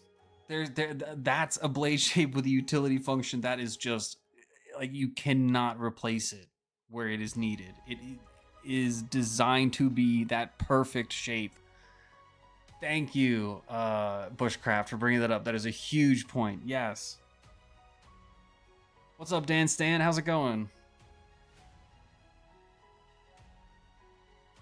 That is a huge, yeah. Okay, so why and how is this my most carried knife? It's in my hip pack. I keep it in my hip pack.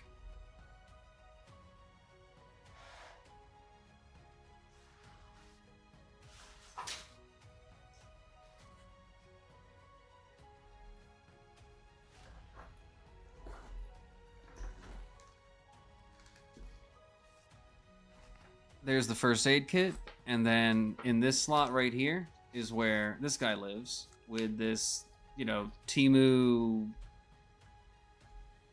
knockoff, absolutely blind you. Like, oh my gosh, this thing's insane.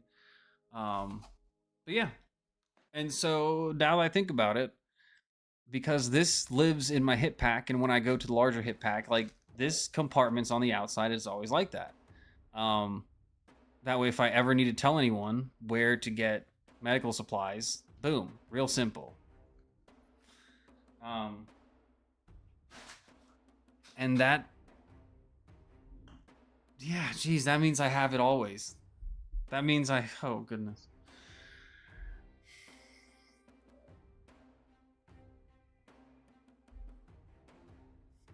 Awesome, congratulations, Dan. Ah, Lou, yes. The good ones have replaceable blades. I think that's one thing. They're almost like scalpel, almost like the really good hunting knives. I understand like there are great knives out there that are shaped like skinning knives or hunting knives, but you can't really replace a fresh blade. Like it's hard to sharpen or get your skinning knife back to par, back to where you want it. Especially if you've been going through like one or two elk. I mean, I don't think people realize how ridiculous elk hide or deer hide or skinning is, like how abrasive it is. It will ruin an edge, especially if the edge isn't properly applied on there. I mean, it will destroy an edge. So having a replaceable blade, it's one of the most it's like an essential thing when you go out big game hunting for longer periods of time. You just don't, for the weight and like you just can't compete. Like time savings, energy savings, like it. Yeah, you can have a really nice skinning knife that, sure, maybe you've got it really, really good and it works. Like there are those tools. However, in my opinion, for the general hunting use and skinning use, those replaceable blades, like those scalpels, oh my gosh, yeah, it's nice to have a fresh blade to dress game. Yeah. Like, that will ruin such a good moment. You can have the worst weather and get an amazing hunt and everything, and then your knife is dull. Yeah, that can be a huge buzzkill.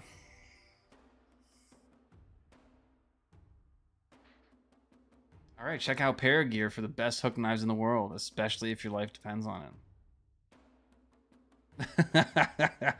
Hip pack is euphemic. It is a fanny pack. That's right. I grew up in the 90s. They're all fanny packs.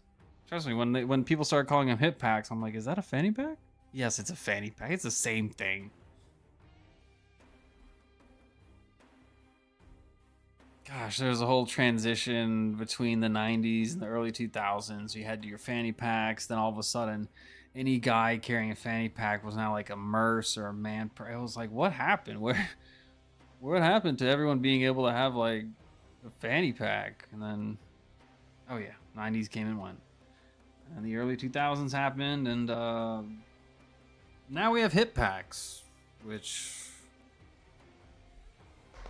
okay. If that's what you want to call it, so you wear it and use it, fine. I mean, some people just had toiletry bags on strings, and it was like, boom, we're good to go. I need to cut something else. Now I've got lots of knives I'm going to sharpen.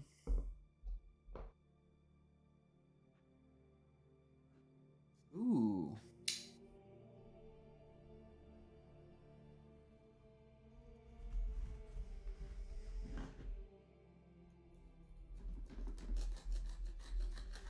Let's see.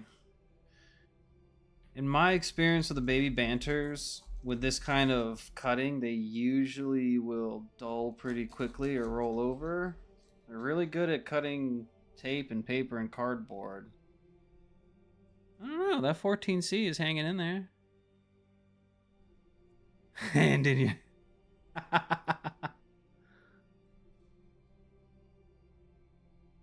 Dear Lord, can we get a mini Hoover? That mini Hoover ain't got, it's not gonna, oh my gosh.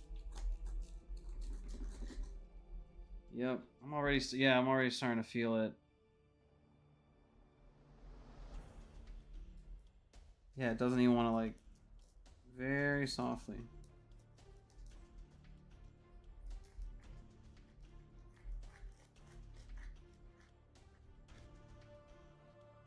There we go. Yeah. Man, that went quick. And again, I can't remember what edge was on that thing. I don't know.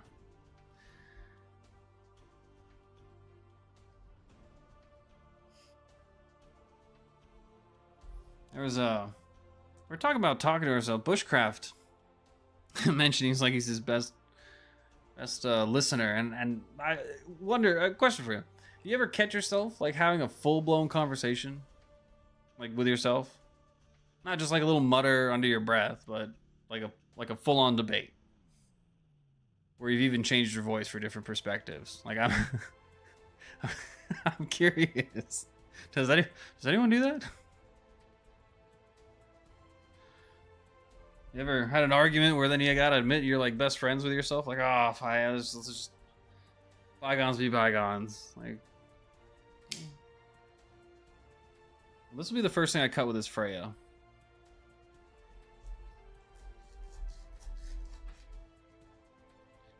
Very nice.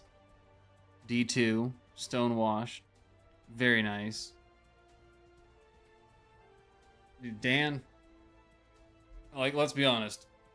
We give ourselves the best advice until we ignore it completely and do the opposite. But hey, at least we listen, and that's what matters. That's what matters.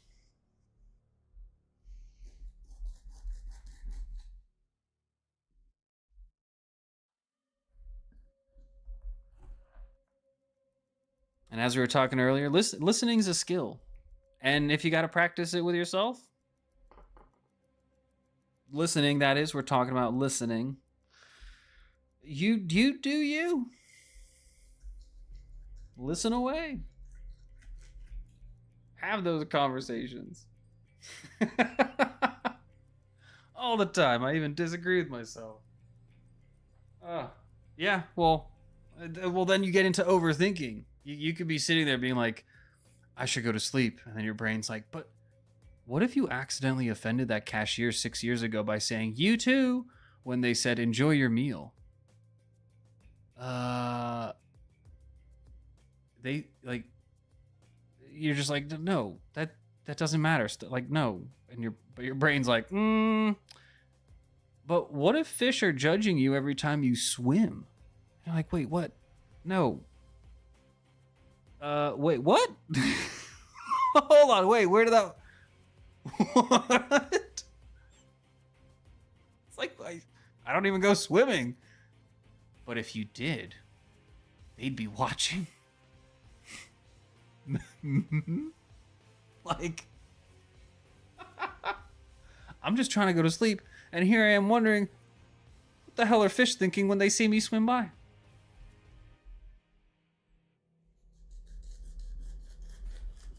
It's like bushcraft.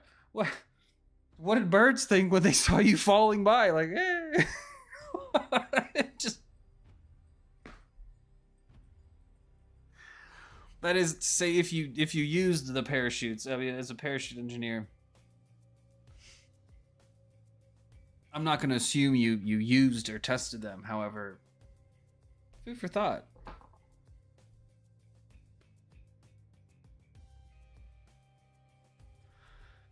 I'm off of 8CR-D2 and starting to move away from 14C. Yeah, Lou, that's... I have this one because it's my Sith. The penguin, or the dolphin. Yeah, I haven't picked up a 14C in a while, and I think I know why.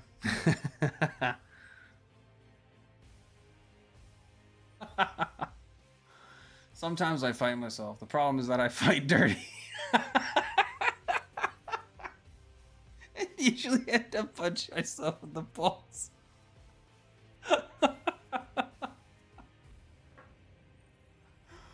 Oh gosh. Fish judge me when I swim. Good luck. Yeah. Oh jeez. Oh my gosh. These are like, we go down the list. We keep going down the list. I mean, people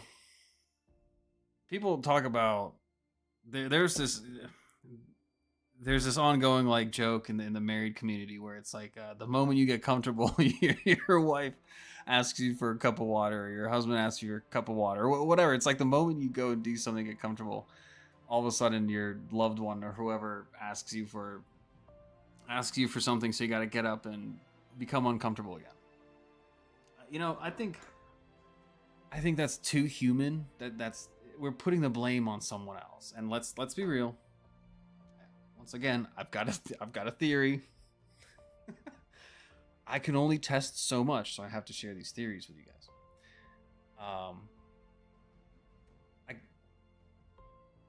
It has to do with blankets and getting comfortable, okay? It's like an eternal struggle. You get comfy and cozy, you get under your blanket, you're just relaxing, perfectly positioned, maximum comfort achieved. And then you realize you forgot something. Like, maybe it's your phone, maybe it's a snack, maybe it's your will to live. You know, but right now, you have a decision to make. Right now, you need to decide. Like, what are you gonna do? Do you sacrifice your comfort and get up? Or do you accept your fate and suffer in silence? Like, and now, this is where we lead into the other part. Because we all know what the correct answer is. Well, that's to yell for someone else to get it for you. And if no one else answers, well, I guess you live here now. Like, yeah. I think we're putting too much blame on our loved ones and our spouses, and we just need to blame the eternal struggle with the blankets and the comfort. I think that's the true source of all those shenanigans.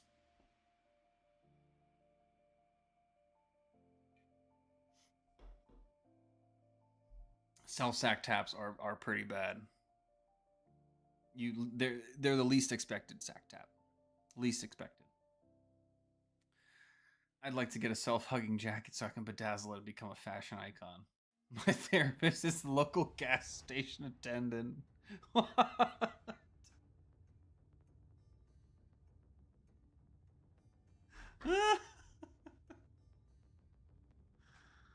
Oh my gosh. Ooh, a Miguron Carrix. That sounds cool. I don't think I'm familiar with that model, Dan. This is the Freya by Pickled Steel. Very enjoyable. Very sharp. I'm liking these thinner blade profiles. I think out of all the rope cutting, wow, I'm actually, the takeaways I have from this are blade stock, like how thin it is, and blade surface, blade coating, as well as I mean, edge geometry is always number one. I mean, steel can be so many different things, but edge geometry, let's be real, it's edge geometry in the end that makes a huge difference. I mean, in my opinion, it's all about edge geometry. You can make a crappy steel really, really sharp and good, like effective with the right edge geometry. I mean, look, they're the old obsidian scalpels and knives because obsidian can be broken down to a single molecule width, which is why obsidian gets so sharp. However, without the proper edge geometry or chipping it away properly or creating that edge, it's pointless. However, it's the point being that you can take almost any material and with the right edge geometry, have a very effective tool. Yeah. Thin blade with full flat grind is your favorite? Yeah, I definitely see I really like a thin blade with the slightest convex, the absolute slightest convex grind on there for that additional durability. Just to get a little bit more material behind the apex, a little further down. Like that's it. It can be a micro bevel, it could be a secondary. It just makes sense with the data.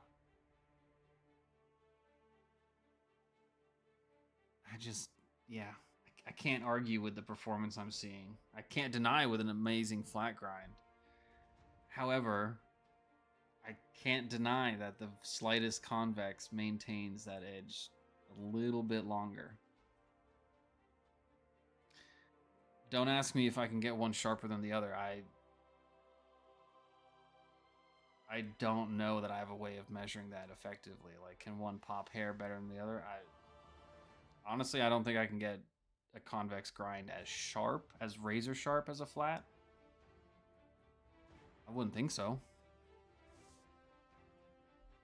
Doesn't mean it can't come close. However, just thinking of it, like mentally picturing it and trying to just do some simple geometry.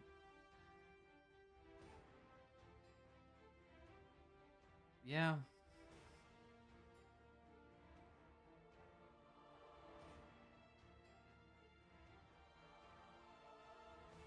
Yeah, the nature of the belt, Dan, and I agree. I like it, as well as using a belt grind. I mean, honestly, using the belt, I can do recurve blades. I have gut hooks, like so many different things that would have been absolutely a challenge with stones or files or something. Like but being able to use a belt to get around or deal with serrated nicely and straighten out those teeth, like I've enjoyed it. I have not. I don't own any ace beams, but I've used ace beams. My friend has several ace beams, in fact, and he's been collecting and using ace beams for years. And when I mentioned Olight, he had heard of them. However, he was, the availability of ace beam as well as what he uses. It's just what he grew up with, and they work. So he had no reason to change things up. And I respect that hugely. I'm going to be practicing that a lot more this year, in the sense of carry what you got. I like that Pocket Theories 2025 motto. It's like carry what you have. Like you don't need anything new, just use what you got. We got a lot, obviously. There's so much.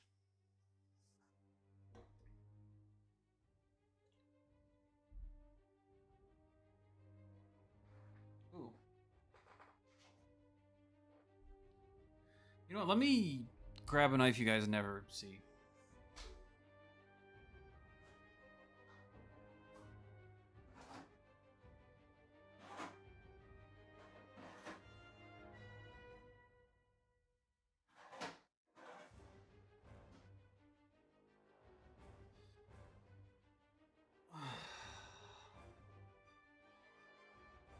A Kaiser Serape.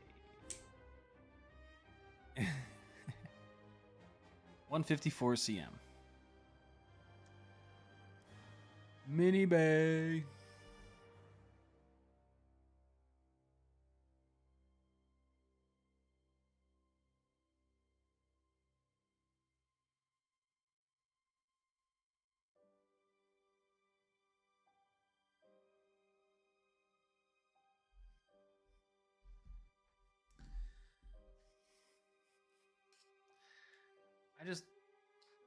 I don't see much. I mean, besides this,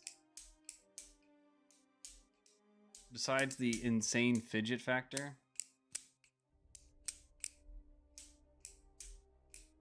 because it has no lock and it's snappy. Besides that,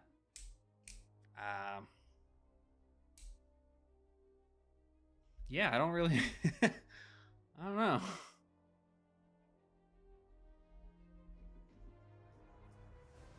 I should probably sharpen it.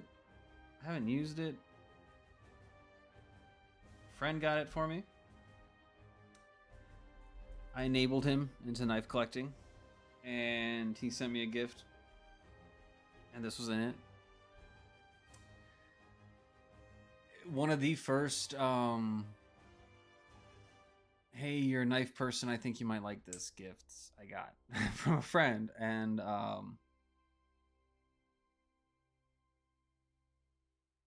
he's not wrong. I like the design. I like the colors. I just don't have a use for this tiny little thing. I carried it in my wallet pouch for a while, like my pocket organizer for a long time, and then I was like, well, it's a good bit heavy for just that. Yeah. It's also quite tiny. It's got a spot for a lanyard. It's through the... No. No, it doesn't. No, it doesn't look like it has a spot. A lanyard. Weird. I do like the jimping. I like that a lot.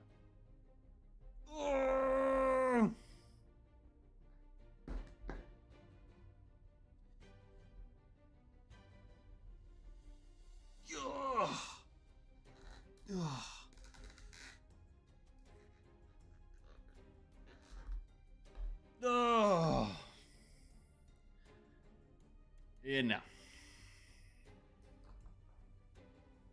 Nope. No.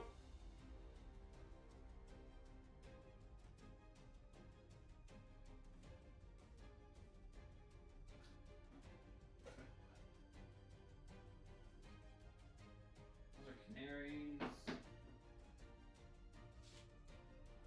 S thing. Oh.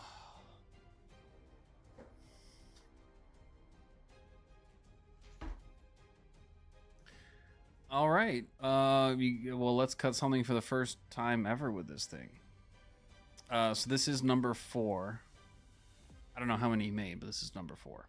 That's all it had on it. A little. Actually, it's cool. It's a little tag made out of wood.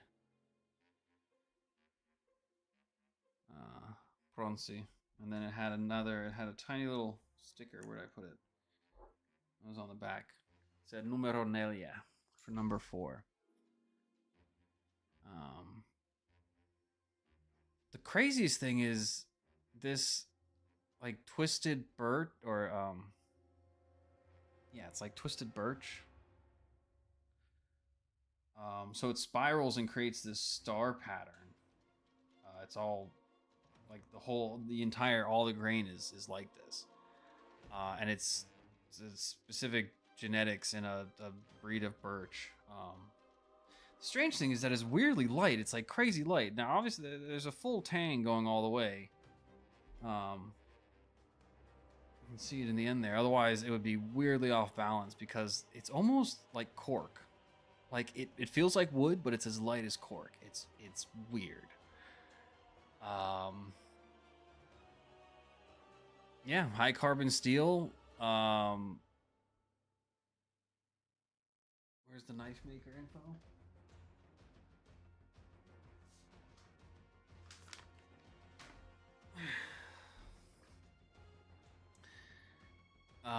Yeah. All my knives are fully handmade. Blades are hand forged and made from the finest steel materials. Blade handles and sheaths are unique and are handcrafted from start to finish. Yoko Lassila is the one who made this knife. So, let's do it. Let's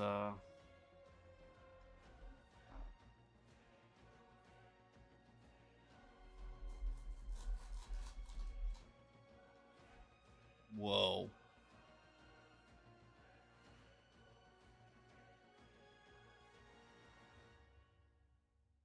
Oh. Ah, it feels good. Oh, like oh, dude, I'm getting goosebumps right now. Woo. That felt really good. That was like that was like a really good golf swing. Like the sound, the feel, you just like it just felt good. The contact, everything just felt good.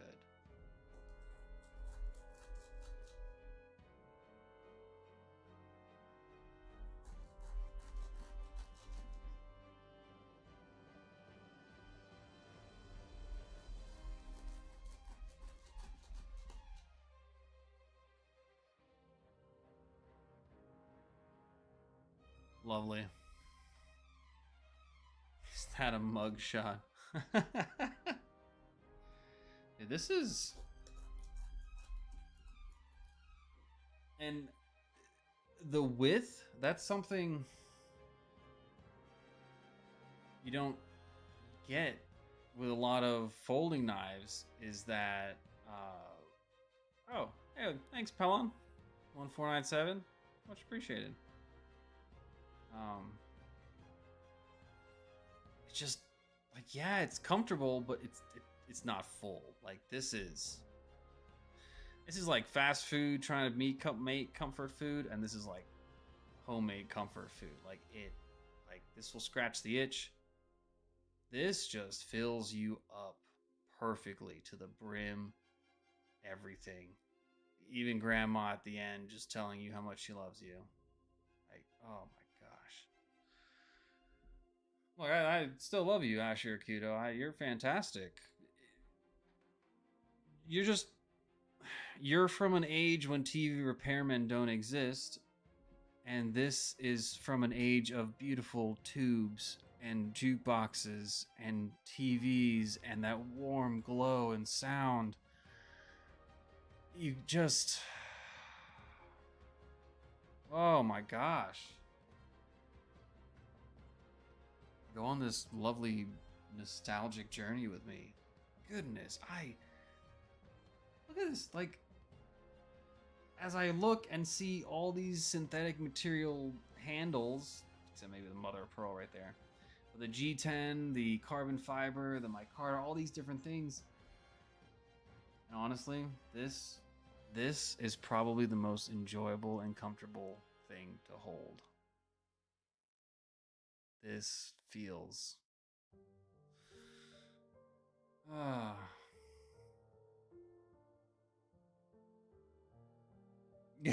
Yeah, Lou.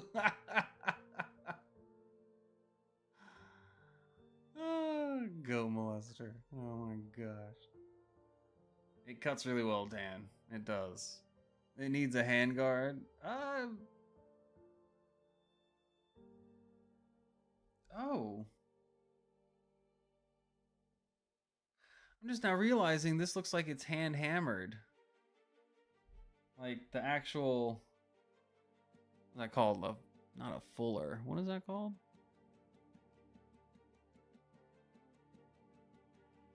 See that?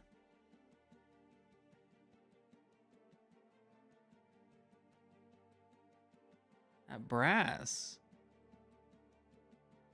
Looks beautifully imperfect.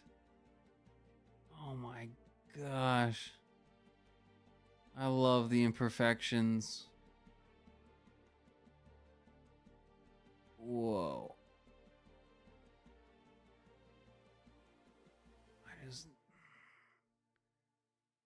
Yeah, I could stare at these imperfections, which I consider to be just perfect.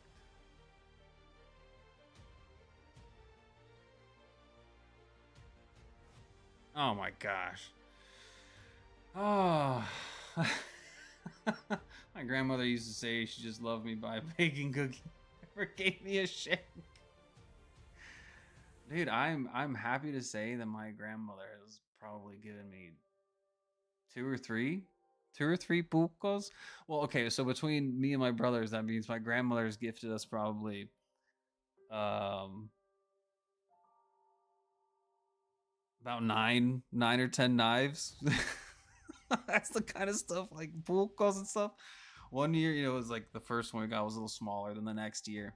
It's a much larger one with a really cool, much more ornate sheath. The first year was kind of a much more basic, and then not year, but first buco we got was more basic, and then the next one was a nice, like almost like a birthday present. Like, hey, now you're 11 or 12, and so here's a much larger, like 8-inch buco with a nice long sheath and ceremonial thing. Looking good, just nice, like reindeer patterns or trees or northern lights kind of stuff, like stamped or hand etched into the leather.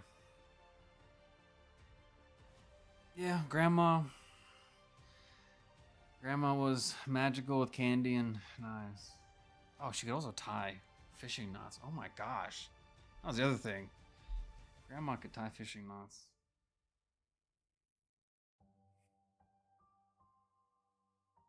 Grandmas are cool. Grandmas rock.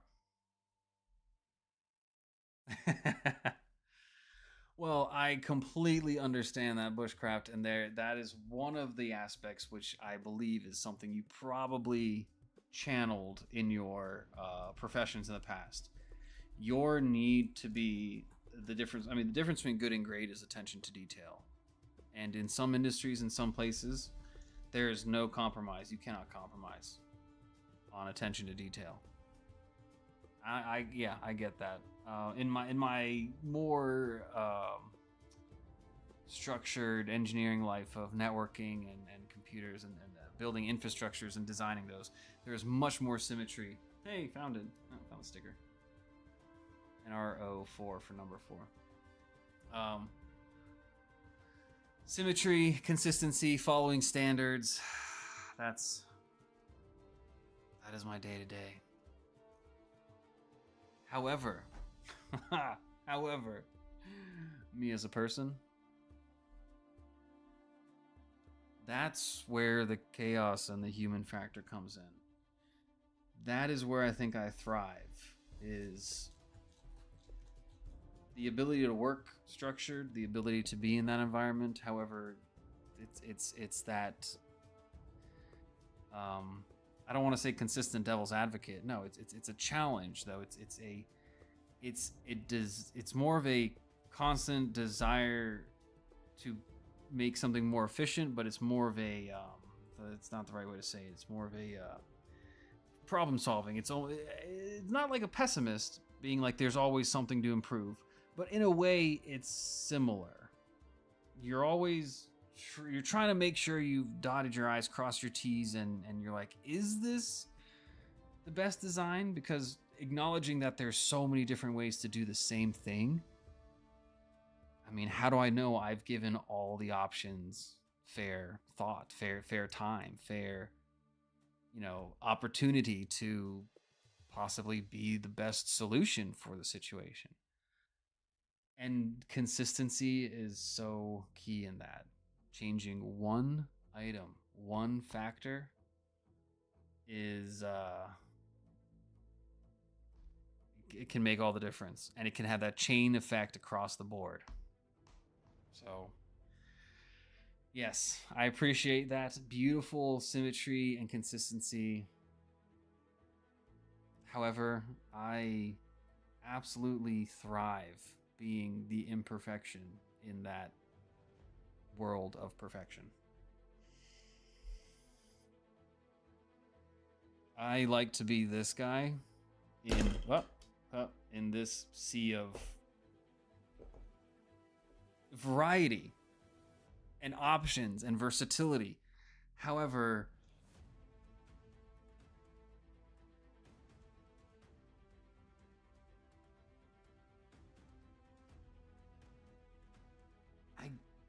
I don't know. I guess I just like being different. I guess that's it in the end. I like to be different. I guess that's what calls to me. The versatility, the efficiency and effectiveness, and the appreciation for beautiful symmetry and craftsmanship. However, at the end of the day, just, oh my gosh. Call me a knurled piece of birchwood and I'm happy. No, Lou. In fact, I'm most likely hungry. I'm looking at the time, and it's. I'm hungry. I've only had one beverage. Just one. If we're talking of the alcoholic variety, one single 5% light beverage to just enjoy my evening, like a glass of wine kind of thing, or one or two beers kind of thing. It's a it goes well with food and social aspects. So this is one of those social aspects. However, I won't call myself a social drinker, but it's running out of gotta keep wetting the whistle here. And goodness, I need to put some food in the tank.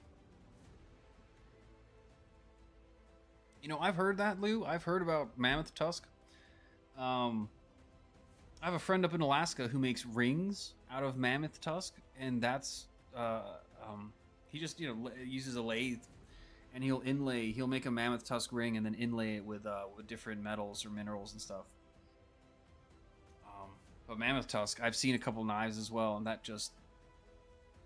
If you go to Blade Show, if anyone has the opportunity to go to Blade Show, there's sections of just handle materials. There's huge tables of just different Damasteel, Damascus, different Timascus, different planks of different wood, and I mean just all kinds of stuff. And then you've also got the South African, I wouldn't even call it big game hunting, but South African bush companies that have spears and machetes and huge knives and sword-looking device. I mean, just huge, amazing, intricate handle types, blade designs, recurved, curved, sharp, reverse edge. There's that was unique. So it was, I guess, like a hook, really, but. Yeah, it was weird. It's weird to see the opposite side dull than you're used to. It's a bit odd, like a reverse blade, reverse edge sword, reverse edge blade. It was weird, visually, but obviously there's a reason for it. So these things all come out of necessity. So yeah, but I don't know. so much. It's everywhere. It's everywhere. 5-gallon bucket, absolutely, just it just keeps going. There's so much. So much. Unbelievable. I think on that note, I mean, we can continue talking about random things like rogue hairs that bother you that you can't find. Or snacks. I always talk about snacks. However, I think it is getting to the point where it's a good time to call it. Thank everyone for being here. And yeah. I agree, bushcraft, evolution, like evolving, adapting, changing. It is yeah. Our environment does it. Therefore, we must do it as well as our tools and our methods. It's not just a matter of us evolving or our tools. It's also how we do things and how we think, how we approach thinking. Problem solving, all kinds of stuff. Like, it evolves and changes. And I challenge everyone to not get stuck. Keep challenging yourself. Keep if you haven't changed something in a month or two or haven't learned something new, try.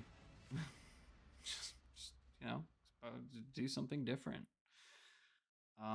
Honestly, in today's world, pickleball, like, things can just show up and appear and take the world by storm and then disappear. Like for example, like pickleball. Like, I had no idea about pickleball until the world decided they loved pickleball.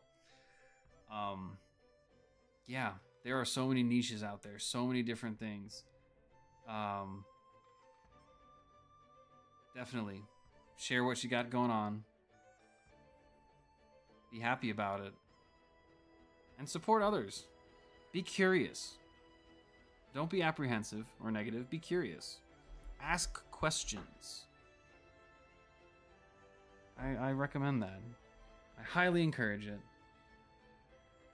And I appreciate everyone that's been here and everyone that was here, that couldn't make it, that did make it. Everyone. I appreciate all of you. I do. So thank you so much. Everyone have a wonderful rest of the evening, and I look forward to seeing you guys, or whoever, on Friday for Llama Live. This live stream has provided me a lot of insight. And I needed it because I needed to gather some data for Friday. Because I can't just go, hey, blah, blah, blah, bitch and moan. No, I gotta have some kind of data. So, be kind, be polite, be supportive. Thank you, everyone. Have a wonderful evening. Don't forget to carry your personality. If you need help or anything, reach out. Say hi to your loved ones. Send a message to that friend you haven't talked to in ages. They just remind people they're not alone. And, yeah. Take care. I appreciate it. Goodbye, everyone.